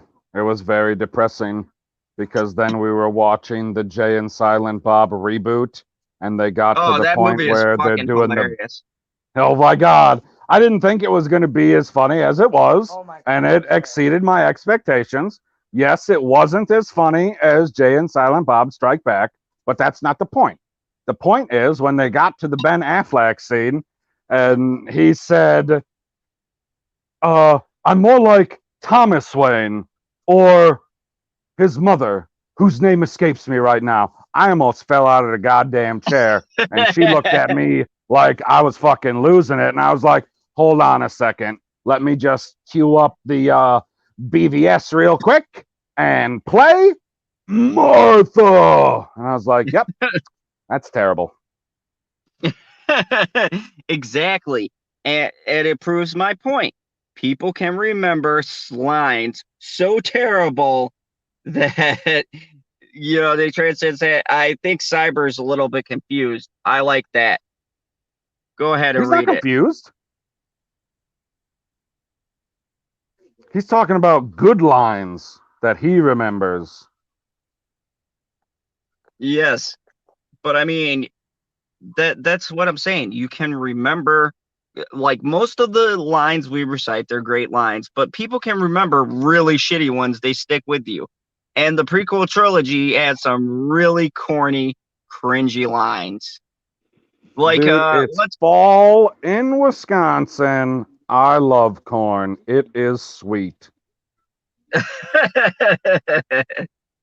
So, all right. We've spent a lot of time on the amazing, stunning, beautiful world sequel, but let's get to the epic subversion of expectation. The thing that blew my mind, that was so great, that made this movie in particular stand out and made all of the people with their feelings constant plot holes get upset and killing what we thought would be a main villain. What a stroke of genius, okay? Oh my God. No. Because we've seen this tired trope where you got this guy and you go, oh, that's the bad guy. That's the guy who's going to carry us through this movie. And no, the brilliant, the artistic, the creative genius that is Rian Johnson said, you know what? I'm going to buck that trope. I'm not going to let Star Wars fall in a tired, stale pattern that every other movie does.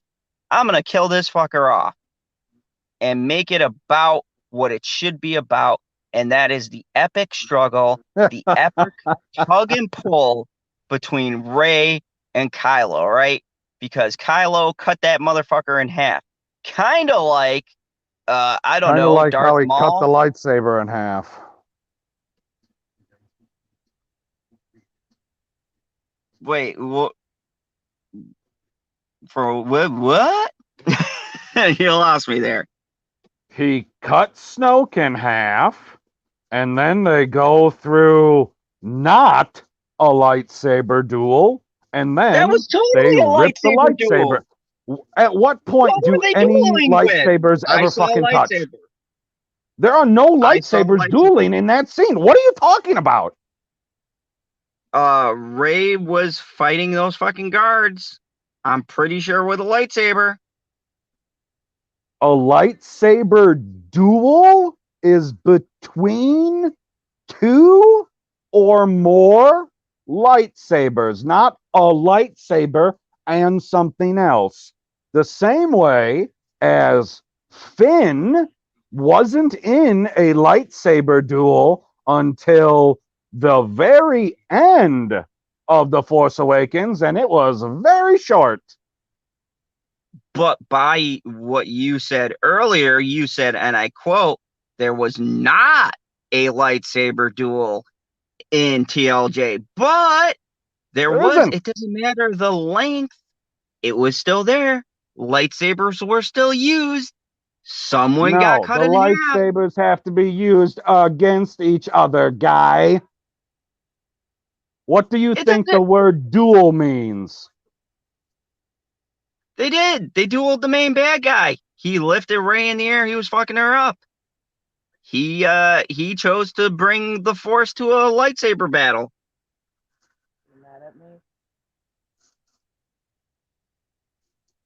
Wait, say that again. There was still a lightsaber used in a battle. That's a lightsaber battle. Right. I wouldn't call the final scene of Rogue One a lightsaber duel.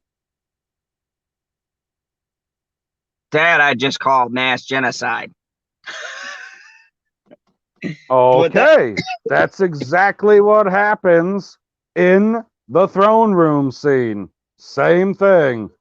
Two lightsabers that are attacking everybody that doesn't have lightsabers. I don't know what those things are, but they sure as fuck aren't lightsabers. but there was still lightsabers used in a battle.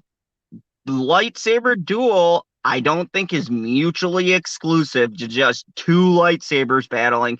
They've called them duels with fucking them fighting the machine force with the fucking whatever the energy sticks are that General Grievous's little army has there. Well, I don't know who these you all people are, but not by my fucking standards. Okay, so I believe in that throne room, though they didn't use a lightsaber, there was still energy connecting with energy. Lightsabers are made of energy and beams and whatever the fuck the kyber crystal produced to make the cool little thingy that makes the end of the lightsaber, right? And it was No, it's still some weird connected. lightsaber. It's some Rian Johnson bastardized version of a lightsaber duel because I want to subvert your expectations. You But expect by the your definition, lightsabers it's to hit still a each lightsaber other. duel. It's still a lightsaber duel, and he saved the best for last. He didn't make it about showy lightsaber duels to subvert the fact that the Save, dialogue, the save. setup. What do you mean, save the best for last? Nothing happened. We went back to square one. We had an entire scene, and we went back to square fucking one. Everything happened in that. There was an emotional tug. There was a shocking Whose reveal. emotions? Oh, no, you're right. There was definitely an emotion. I did get angry. You're true. There was emotional impact between Ray and Kylo, and then we find out that Ray comes so close to joining him, pulls away at the last second. He reaches out her hand, and she reaches like she's gonna grab it, but then she says, "No, I'm gonna do the right thing." And we see more character and development from this stunningly beautiful and great Ray. And then Remember this argument you're making right now when we get to the end of your next movie. don't worry. Don't worry. I got my ducks in a row for the next movie, sir. Okay. The ducks that you have make a fucking cursive Z. Hey, we're still get there to the epic, masterful, brilliant conclusion to this sequel trilogy. Okay. Oh yes, the epic lens flare. Hey. Don't you talk about the almighty Abrams, okay? That man made Like, lens flares a household name. right, like you have lens flares in your last movie. I have lightsaber duels and lightsaber There were duels, fucking and they tons of go on lightsaber duels and in my last on movie. and The very on. How beginning many was a times do fucking you see the two strongest force users go into town at the same time as the two characters that you care about the most? And you think that your movie has emotional weight? oh yeah. And all I gotta say is Death Star and a beautiful, masterful, epic scene on half of the Death Star while waves crash, which one could say is a metaphor for how they're feeling inside as they're having this big, epic battle. I'm talking about Kylo Ren and Rey fighting each other as the tides and the water is just crashing around them, even enhancing the battle You and just even wanted to see mirroring her wet. their feelings. I'm not saying I didn't want that, and I'm not saying that any guy can argue they didn't want to see. If you're saying you didn't want to see Daisy Ridley drenched in water with a lightsaber, you're a fucking liar. I will call you a liar, and Perp will call you a liar too. He Because I'm would. not gonna lie, I don't even think Daisy really was that hot. But then I saw that scene and I go, I can get behind that, literally and figuratively. Crikey, the misogyny is real. Like, we don't have problems like that in my movie. In my movie, we choke a bitch, and that's the end of it. Like, we No, ain't be saving bitches in your later, coming movie, to their rescue. No, man, she brought my nemesis. She's got to go. no, in your movie, she doesn't die from the force choke. No, this is the brilliant ending we get. You're breaking my heart. She fucking dies from a broken heart. You tell me medically where anyone in the history of the fucking world has He died from choked a her broken heart heart. with the force He through choked space and her neck. time. He choked her neck. She survived. She gave birth and fucking died from a broken. Yeah, George and then he fucking broke her fucking confirmed it heart was a with the broken force. heart. He never said it was the force. He said it was an emotional thing. She literally dies in the movie from a fucking broken heart. You're I telling me know, a physical broken heart from the he did. force. Okay, that is just ablet. Anyways, to wrap this up, You've we been already know. ad-libbing your entire argument. To wrap this up, we all know TLJ was brilliant. We didn't expect anything that was coming. I mean, that scene where who Whoa. By expected? brilliant, you mean it looked shiny. Hey, and I haven't even gotten to the visuals. That whatever Like, you said oh, that that looks your favorite exactly part like was. Hoth, but it's not because it's salt. Hey, Like, we wouldn't what have did been you able to say? tell that it's not fucking Hoth when the shit started flying. Jesus Christ. And don't even get me started on Admiral Holdo. She was an amazingly strong, brilliant character who put Poe Oh, in his yeah. place. Admiral Gender Studies. Hey, she had a fucking job to do, and she had this renegade guy Yeah, who's she's putting got a people's doctorate in lives putting in. men in their place. No, the Poe was fucking up. He was sitting What do you there. mean he was fucking up?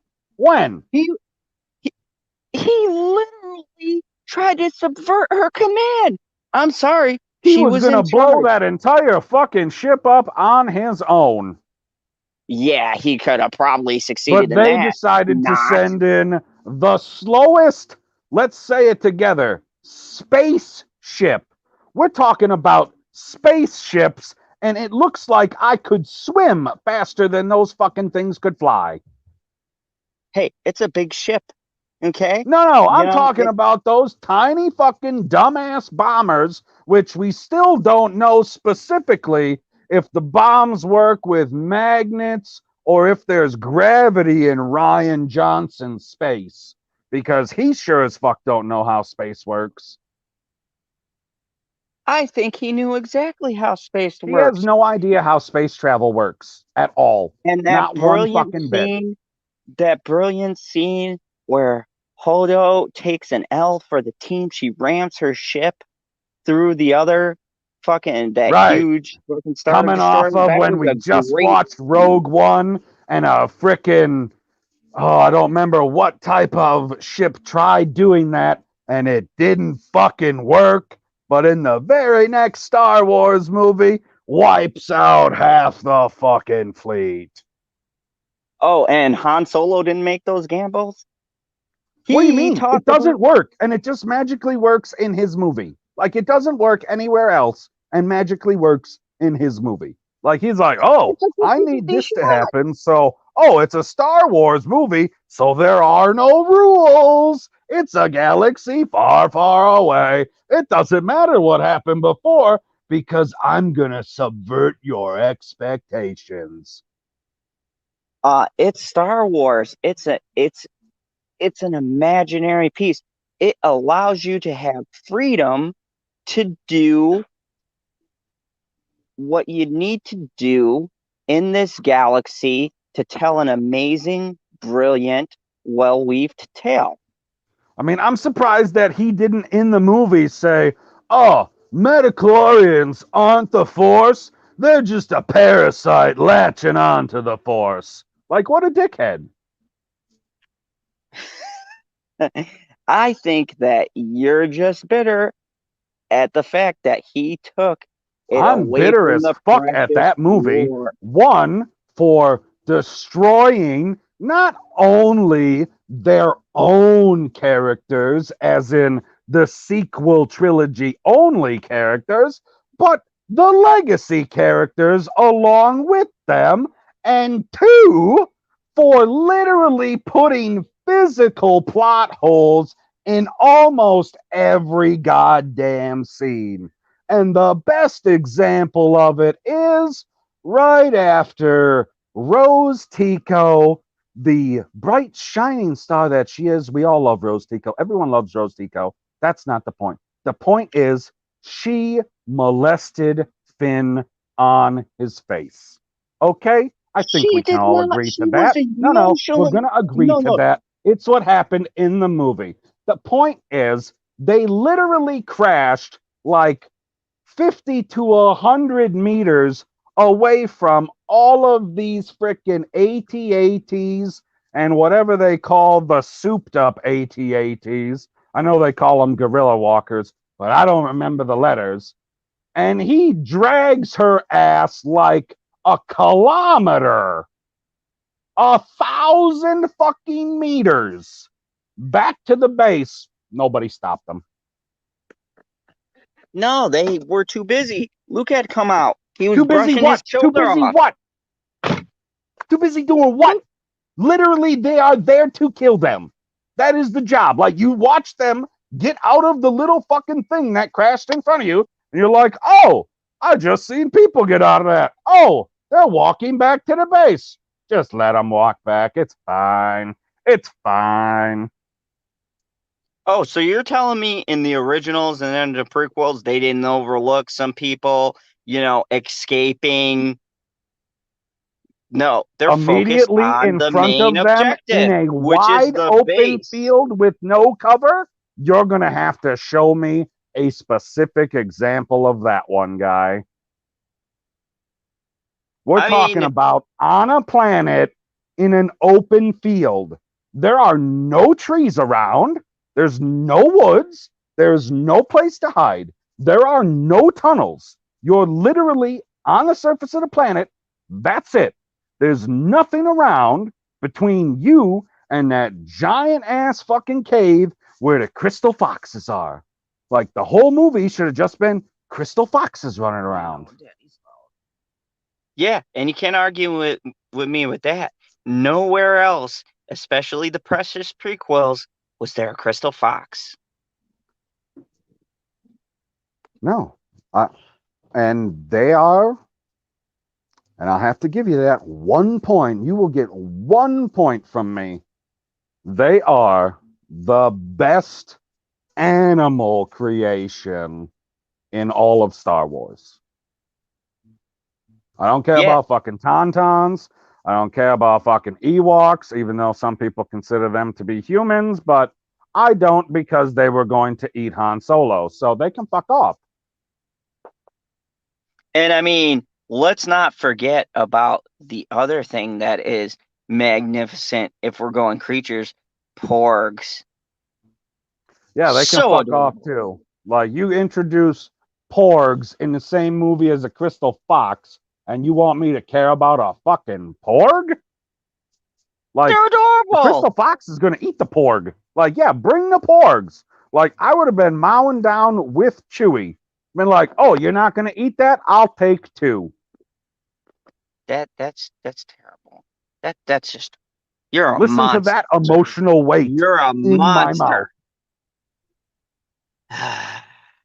All right, so let's get to the epic ones, we would say, for this.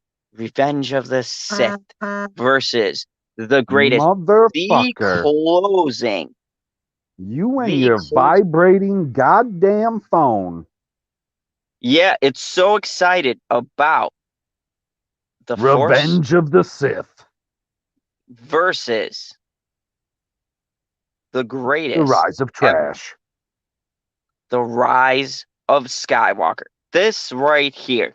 I mean, the opening scene for this movie. I just hold on. Before the opening scene, then you can get into the opening scene. Can you explain the title to me? It's simple. There was a Rise of a Skywalker. We found out Who? the bombshell reveal. Who? Rey is the new Skywalker. She has sired herself. So she just went to the Republic and was like, "Hey, I'm applying for name change. Last name was Palpatine, switching it to Skywalker. If you could expedite that paperwork, that'd be great." People don't change their names. They do, but they don't just like in the middle of nowhere on a random fucking planet when someone comes up to you like, "Hey, call me by this name that I've stolen from somebody that I knew for a couple weeks." Outlaws in the West. A couple weeks at most. Outlaws in the West used to take names all the time. Billy the Kid wasn't called fucking Billy the Kid. Like, it's more likely that she only knew Luke for hours, if we're to believe that she was only with him for the entirety of the space chase. Because TLJ picks up right after that. But she had read the books. She had learned the teachings. What the fuck does that have to do with the name? And she realized that she wanted to continue. She wanted to right all of the horrendous, tragic wrongs that Luke felt that he had put into the galaxy. She had that talk with. Wait, she has to right Luke's wrongs, but doesn't have to right her grandfather's wrongs? I feel like his list is a little bigger. No, man. She doesn't even know he's a deadbeat. He's like a deadbeat dad. You want to take your deadbeat dad's last name? No. So why, if you have the opportunity, if you have the choice between either taking, oh, I'm a Skywalker or I'm a Palpatine, but, you know, I don't really know what my mass murdering father, but she had opportunities. She had an inspiration in Luke Skywalker. Nobody knows her father. You're talking about her grandfather. who, by extension, we know had to have been a Palpatine because that was who she was. She was a Right. So Palpatine. why don't you want to take the name of your father, who your grandfather murdered because he didn't have enough midichlorians in him? She wanted to take the winning side. Who doesn't want to be on the winning What do team? you mean the winning side? The Palpatine Skywalker? always wins. Palpatine won again. No, he didn't. He got Yes, she blown up. did. She's a How did he Palpatine. win? Did you hear? Oh, I had to read this comment for a second. That caught me by surprise. Read what Lemon Pie said. Palpatine wasn't a deadbeat. The checks got lost in the mail. Fucking galactic USPS. Yeah, I'm just saying, I completely understand. She was honoring the memory of Luke Skywalker and all of the great Skywalkers that had come before by not letting that legacy die, and in turn, letting the worst thing that could have happened to Palpatine, him being lost in the history, right? Because what happens if you don't continue a name? The name gets lost over the years, people forget and their memories No, get you just foggy change and it. all that You stuff. just change it. You just recreate it. You said that No, people you just be changing their names, right? So you just be like, hey, here's a name. You can take their name, like the Pope. yeah, the Pope still has a name. He's not just No, called the nobody Pope. knows what the Pope's real fucking name is. I don't know the Pope's real fucking name.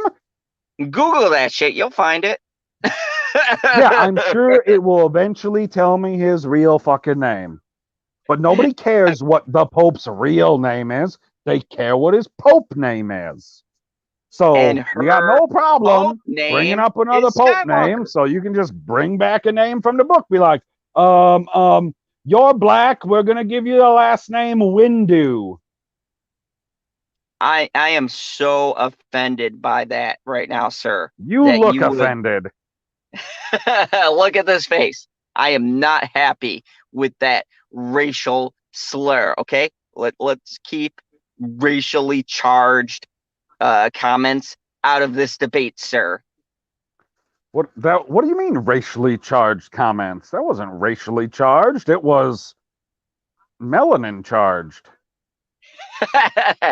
Okay, so let's talk Palpatine about should have had lifelock. I agree, all out of bubblegum. let let's talk first off. The scale of this movie is epic. I mean, you had at the end, you had people riding.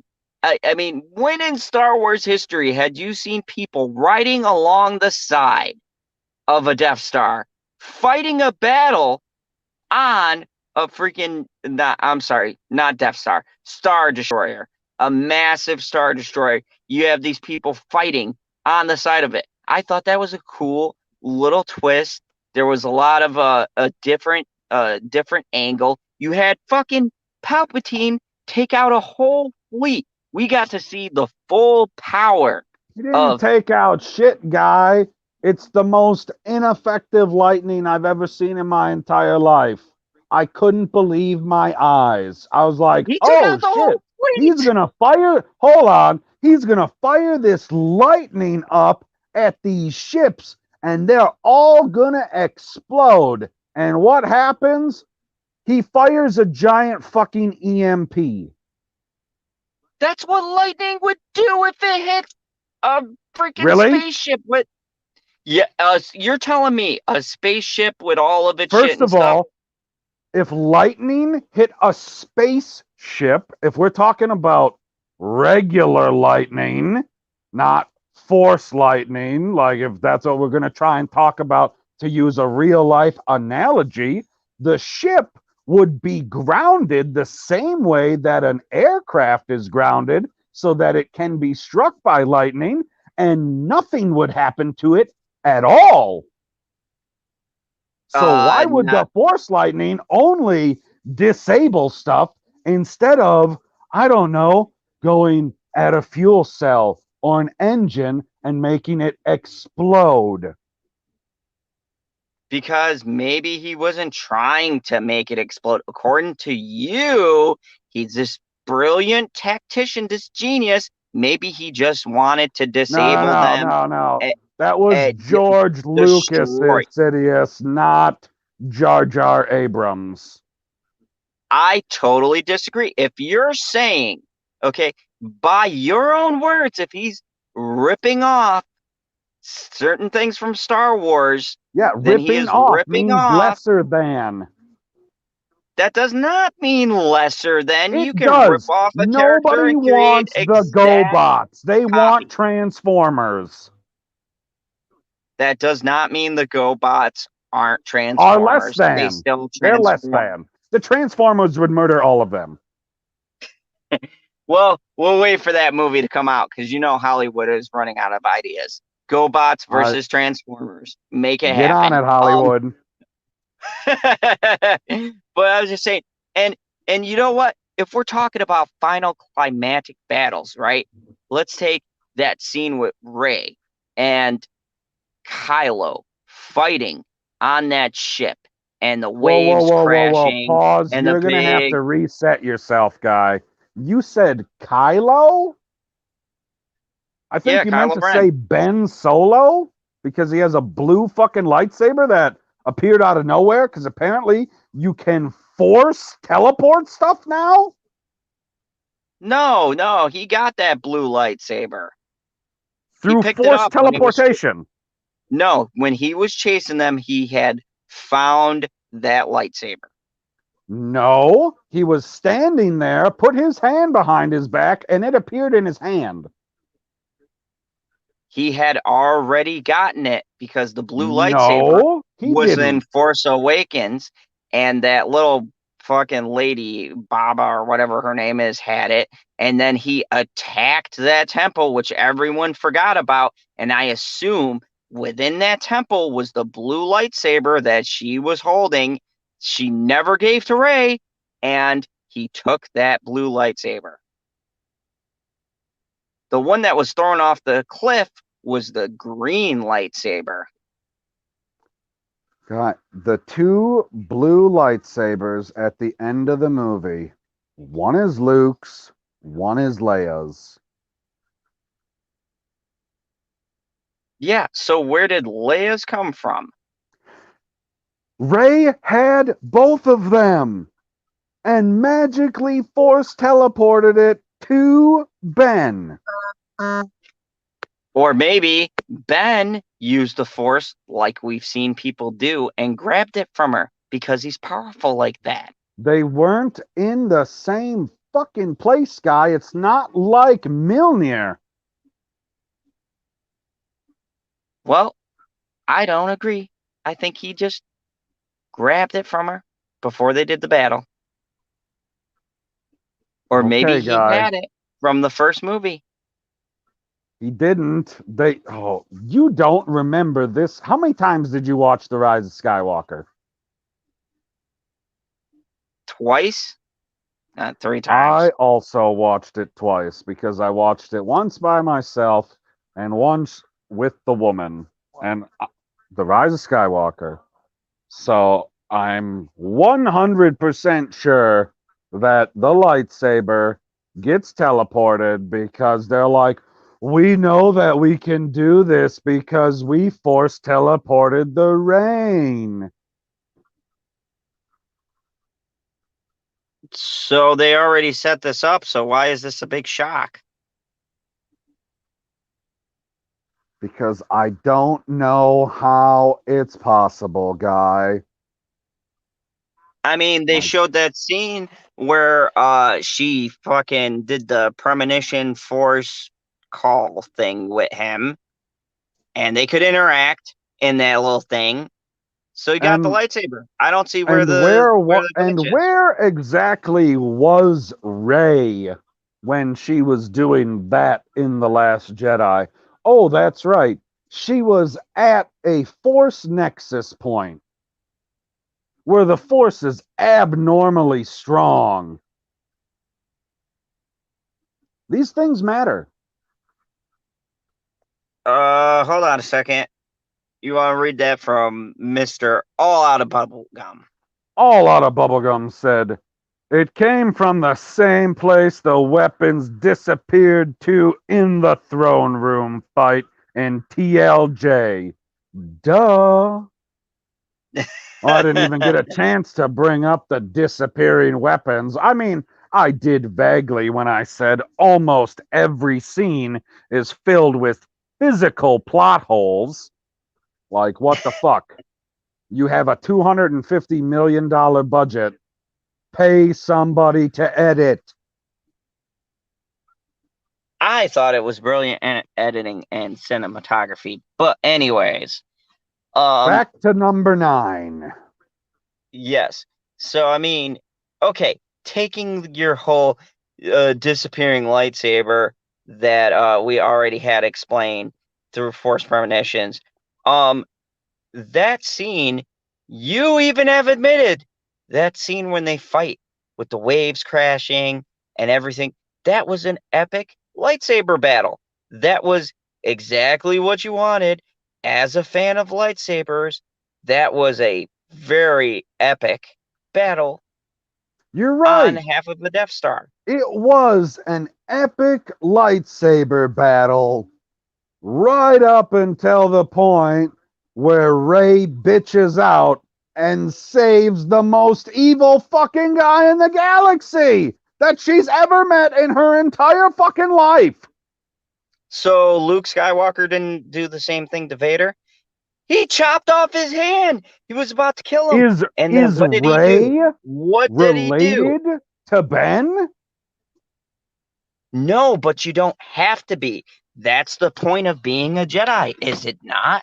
That they make the choice to not Rey kill, is not to a choose life, Jedi. but she is training to be a Jedi. And I would argue that Correct. she is a Jedi in that moment If because she only she chooses to had save a him. master Jedi to train her. Unfortunately, in episode 9, none of them exist anymore. No I matter how disagree. much you She want to had tell me that Leia had training, but had to quit because she's a little bitch. She quit because she had a family. Wow, are we attacking the American family now? She had a son She's and not she had an American. She's in obligation a to the galaxy far, Republic. far away. So the family dynamic doesn't exist in a galaxy far, far Why away. you I would have to? argue that would be the Why you point. got to quit because you got a family? Because she has to run, I don't know, the whole fucking Republic system, and she has to take care of a kid who is force sensitive, and then he turns to the She dark ain't got to do side. that. How about if they stop being retarded and just go back to the old ways and send him away? You ain't got to take care of this kid at all. Send him to the academy immediately. He won't even know who you are. And then when he runs into Han Solo, he'll be like, I got to kill this smuggler. And maybe he wouldn't have did that if they didn't fucking send him away. So that proves my whole point about the family dynamic. Yeah, that it's important. And maybe she should have continued her training and not send her child away. Like, one of these things either has to be done or has been done incorrectly. Either you didn't send your kid away soon enough, or you should have done all of his training and not given up your alleged Jedi ways.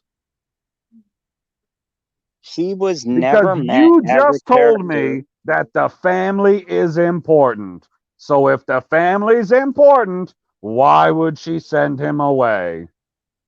because, and that leads into Luke's character development, was that she trusted someone who was close to her to take care of their son. He was like, hey, I'll train him as this new group of badass disciples to protect the galaxy. And so, they probably did have him at a certain point, at a certain age. And then Luke was like, hey, I'm starting up a Jedi Academy. And, he's force sensitive. I can train him. Shit'll be cool. He'll come back a Jedi. We'll start up a new republic. And, shit'll be gravy. And then unforeseen stuff happened and he turned to evil. And then Leia threw herself into her work. And guess what? Fighting against a splinter group is a little bit difficult and boning up on your Jedi training. But she was never meant to be a character that is, this great Jedi guru. It was implied that she had, force abilities like Luke, and that it was also implied that they were, they existed even in the originals. So she can't tap into that and then, train Rey. That's out of the realm of possibilities. Like, I don't know, Obi-Wan, who took on Anakin, even though he technically wasn't supposed to. Nah, man, I'm gonna get trained by the guy who you told me, I don't know, like 20 minutes ago, 25 minutes ago, is a master Jedi because he's a ghost now. We see it in the movie. He's a ghost. He can train people. So why don't he just come back in ghost form with all of his master Jedi knowledge? He's read the books. He understands the books. She has the books. She can read them. He can explain them. And Leia doesn't know what the fucking books are about. She don't know a fucking thing because she quit. And yeah, I would argue the original trilogies, Ghost Ben said, hey, Luke, go to the Dagobah system and train with Yoda, who, guess what, was corporeal. If we're going by that logic, Ghost Ben, who at that point had all that knowledge, all that wisdom, could have very easily, in ghost form, trained Luke.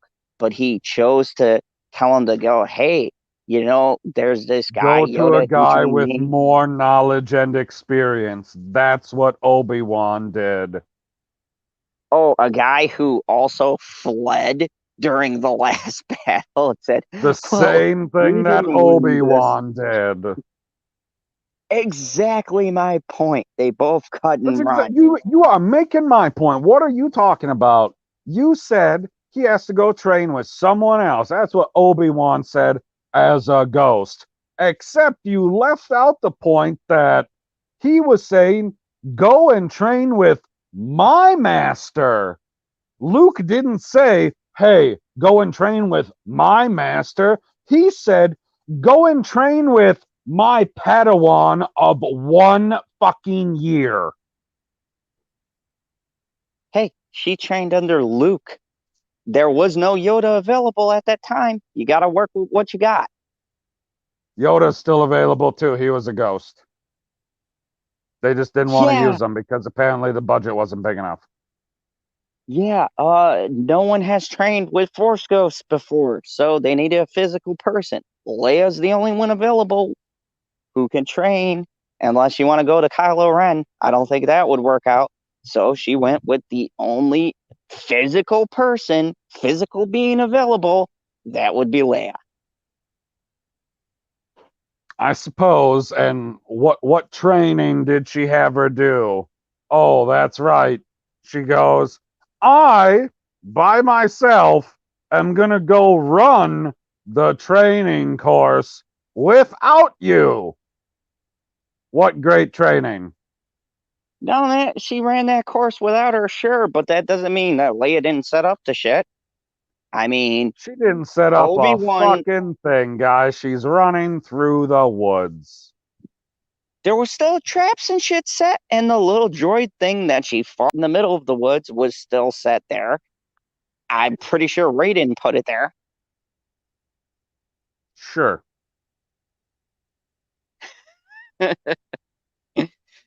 Oh my goodness. So, uh, I'm gonna say this movie was, I mean, brilliant. And you know, The Knights of Ren. Not Just as brilliant what as a episode 3. Like, episode 3 answers any question that you've ever wondered about Star Wars. oh, how did Anakin turn to the dark side? Just all of a sudden he decided, hey, you know what? I'm gonna How did fucking he kill complete younglings. his transformation? Why did he have to get put on the respirator? Yes, and let's not forget the epic. No. Oh my God, that was terrible. You know what would have What are been you more talking about? menacing if he didn't Did fucking you just say rip on anything. the I hate you? No, I'm talking about the very end when he puts the helmet on. Instead of George Oh, just doing a nice the yes, no.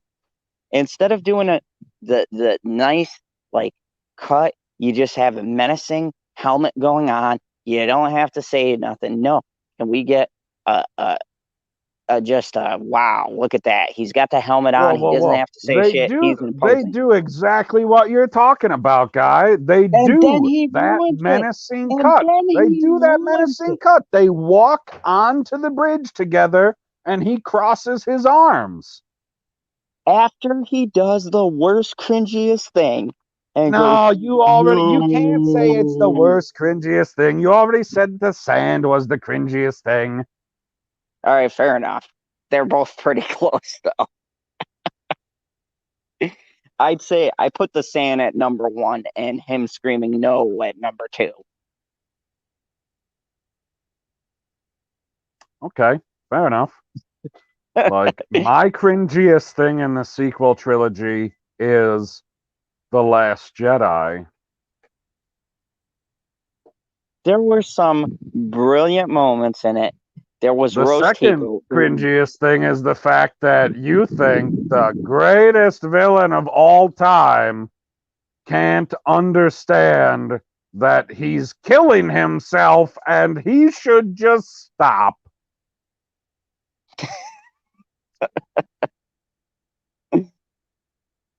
fair enough. I think you just don't understand the brilliance that these two men put together. I mean, You're they right. I do completed. not. You're right. I don't understand the brilliance of a lens flare when you could have just replaced it with lightsaber duels. It's And strange. Lemon Pie also made a great point.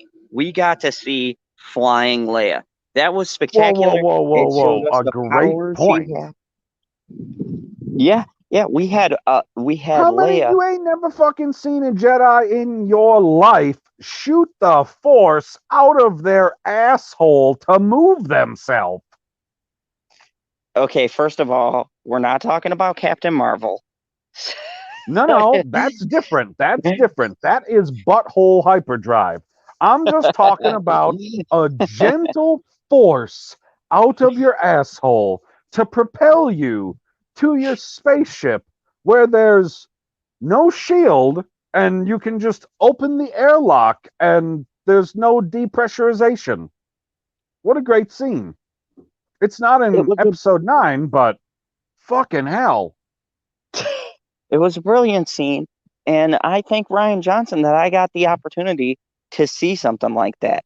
What Yeah, other I director thank do you Ryan know? Johnson that he had the opportunity to actually give us some emotional weight with Carrie Fisher when technically she was still alive and decided not to. Like, you knew that she had died and you could have killed her off in your movie, and you're like, I know what I'll do.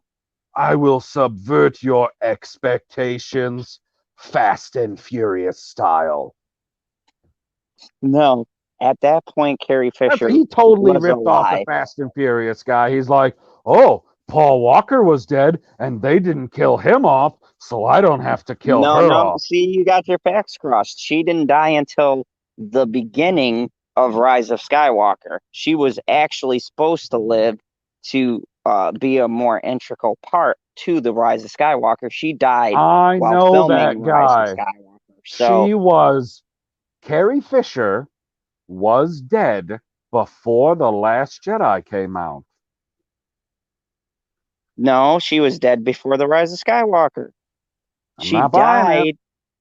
She died after she had shot a couple of scenes Now for I gotta look it up because she did not shoot yeah, a I would. single scene for The Rise of Skywalker. What are you talking about?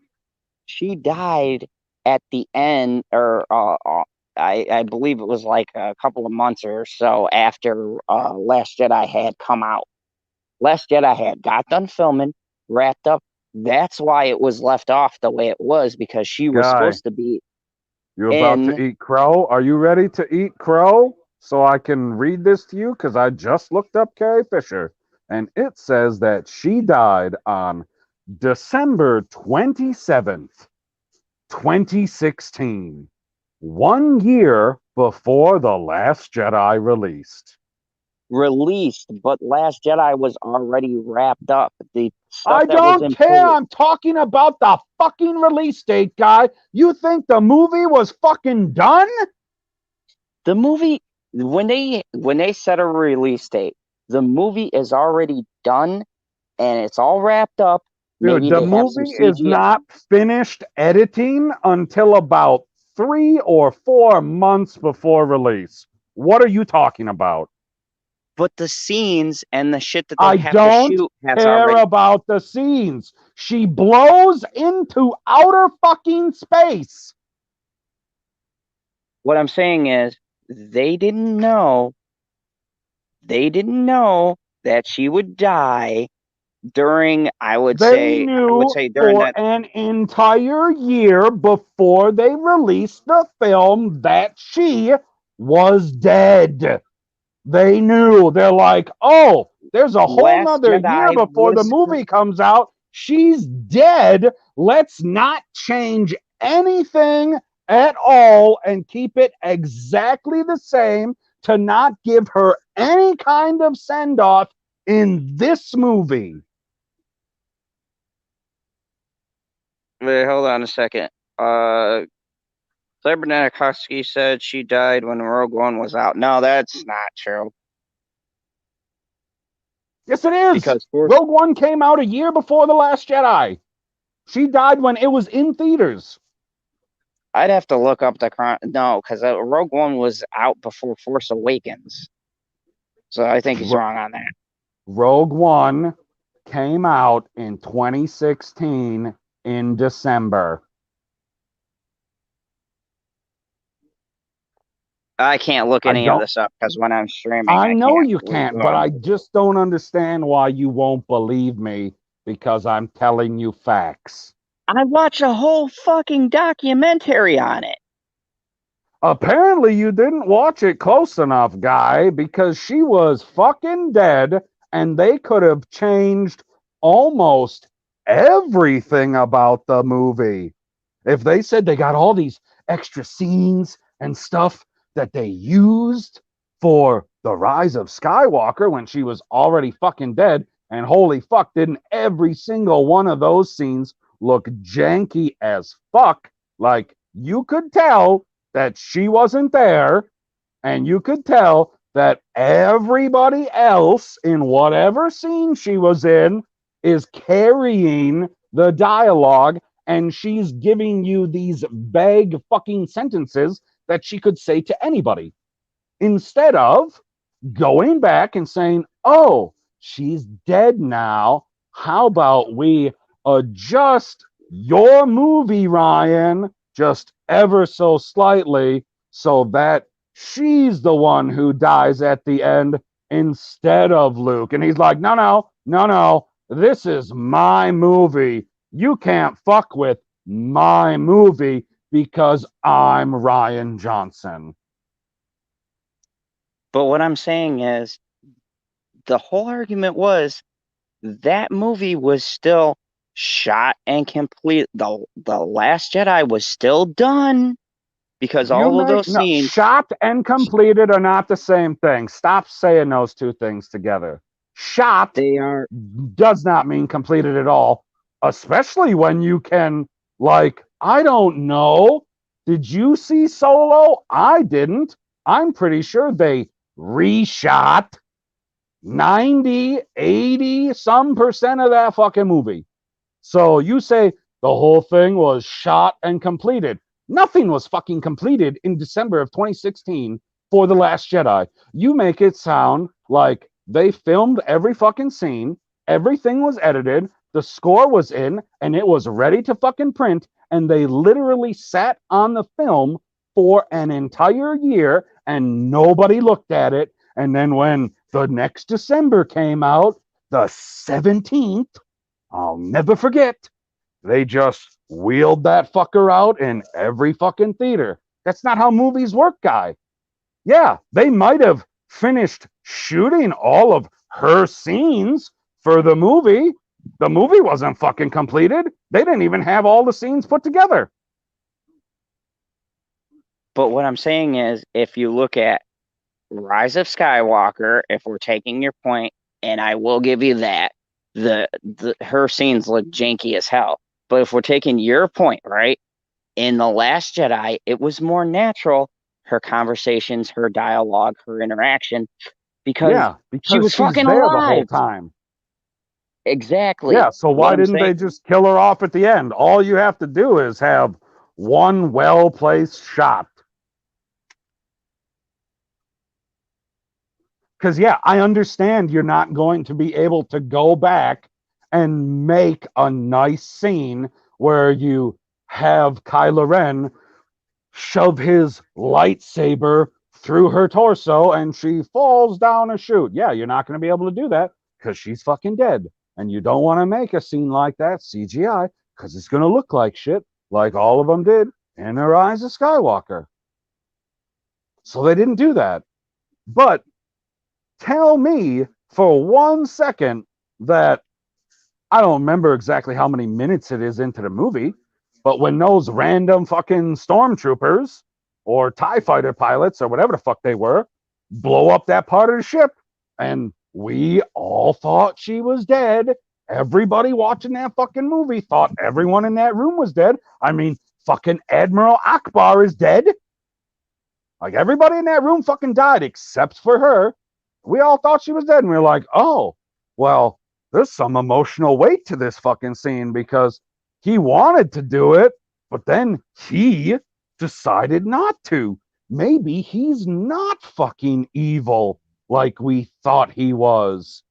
But it doesn't matter because the decision was taken out of his hands. So how is that going to affect him? I guess we'll see. Nope, she's still alive. Yeah, but then you don't have that brilliant scene of her death in Rise of Skywalker, where everybody gets to say a proper goodbye. Sure, yeah, it was such a great death scene. It was, and it's the tipping point for his character to bring him back. Like, she ain't that strong with the Force. As far as we know, Kylo Ren ain't that strong with the Force.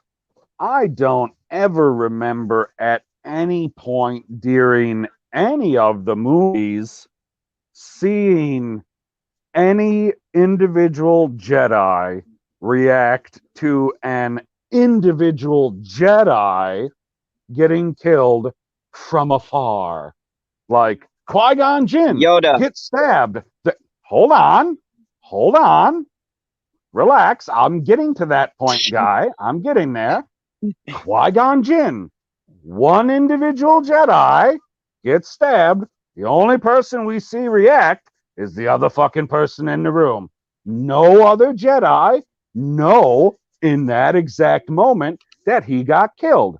The only reason that Yoda reacts is because all of the Jedi are getting slaughtered. He don't react when that first one gets killed. He reacts after we see how many get killed. No, he reacts to that first one because he just gets a little tinge, and then it gets stronger. No, because of you are wrong again. You need to rewatch the prequels. You are 100% wrong. He don't react until the very end. No, it's so like obvious. He grabs the top of his head and then it gets stronger and stronger, but that shows how powerful he is. supposedly, in the Force.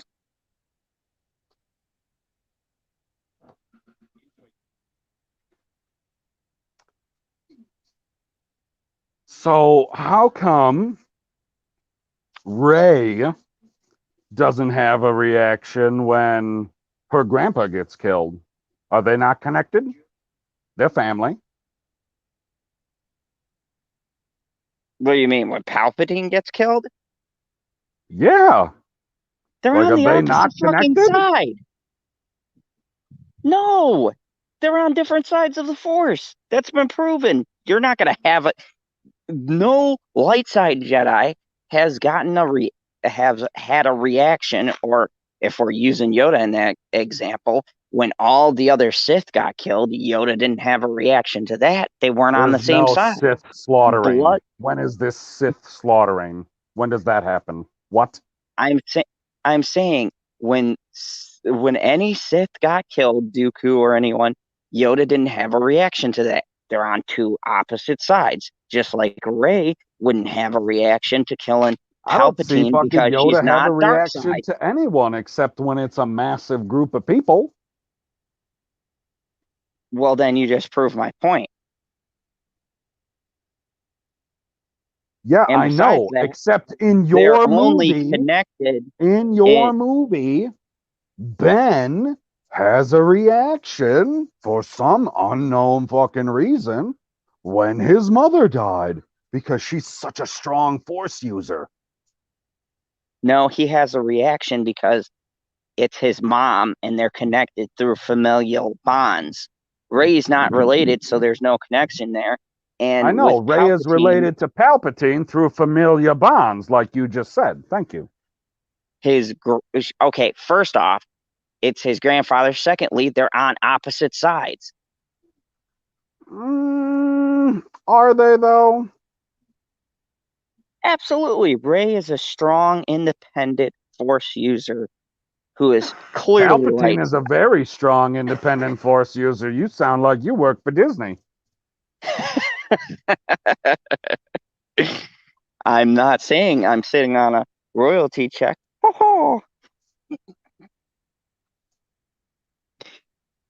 Oh man, this has been a tough stream. We're getting on the 2.5 hour mark, and It has I been. do. I mean, it must be a tough stream when you're taking all the L's. But that is the card that you decided to draw in this stream. I'll Hey, take the tough card next time.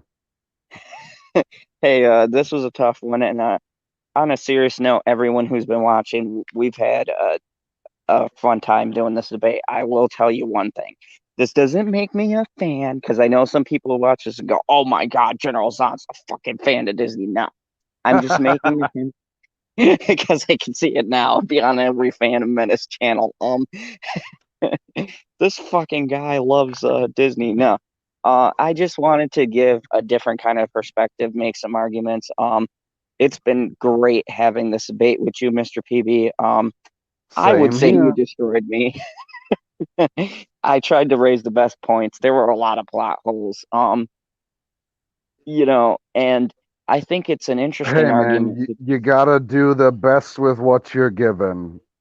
Like, you're sitting over there bluffing with a 3 and an 8 in the hole. Um, in all seriousness, if I had to pick out of the two movies, me personally, you made some compelling points, and I'm always going to choose the prequels. I will never choose that Attack of the Clones is good in any way, but I will say it's better than the best of the sequel trilogies. So, Interesting. So you will put Attack of the Clones above The Force Awakens. oh no, I would. That's a shit. Knowing what I know where the Force Awakens leads No, now no, no, no, no, no, no, no, no. Not knowing that. The Force Awakens by itself. versus Attack of Clones, I take Force Awakens just Okay? because the narrative is stronger.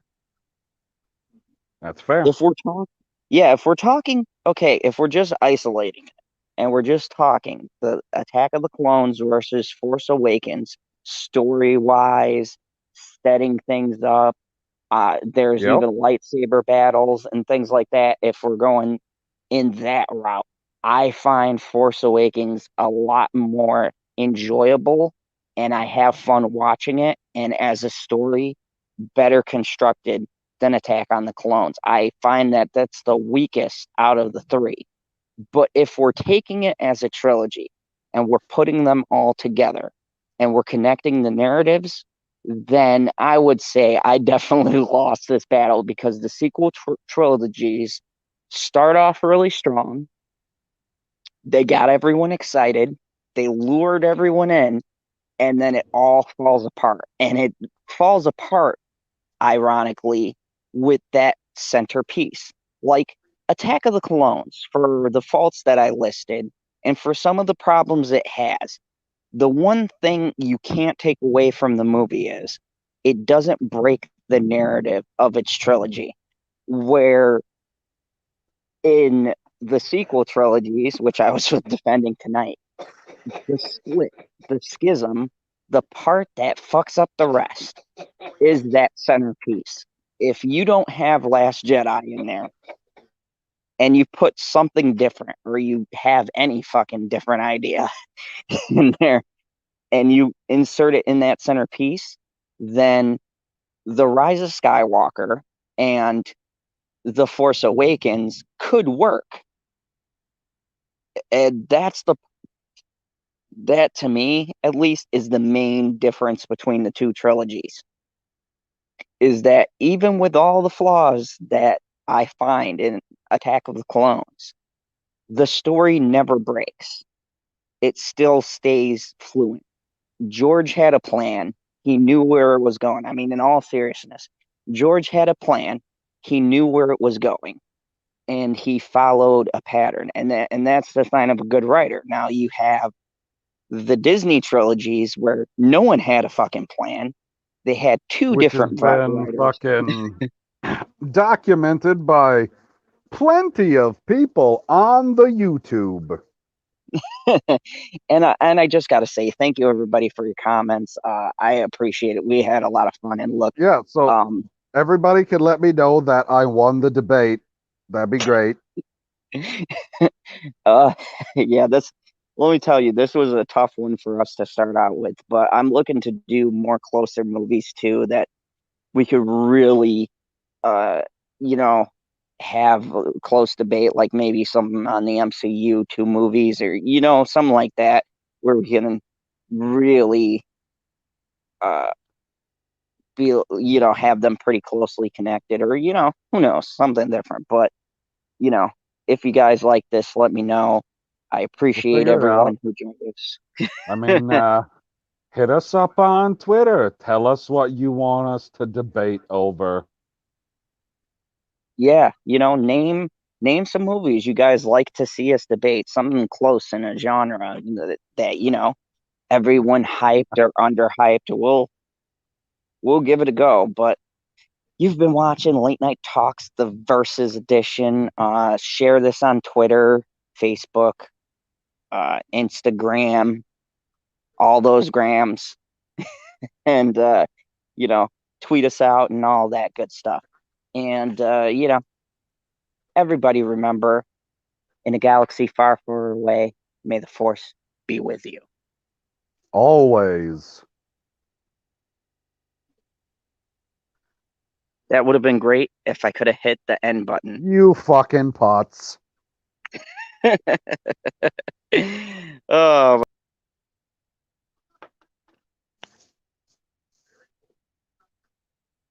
Did you hit the button now? You hit the back button.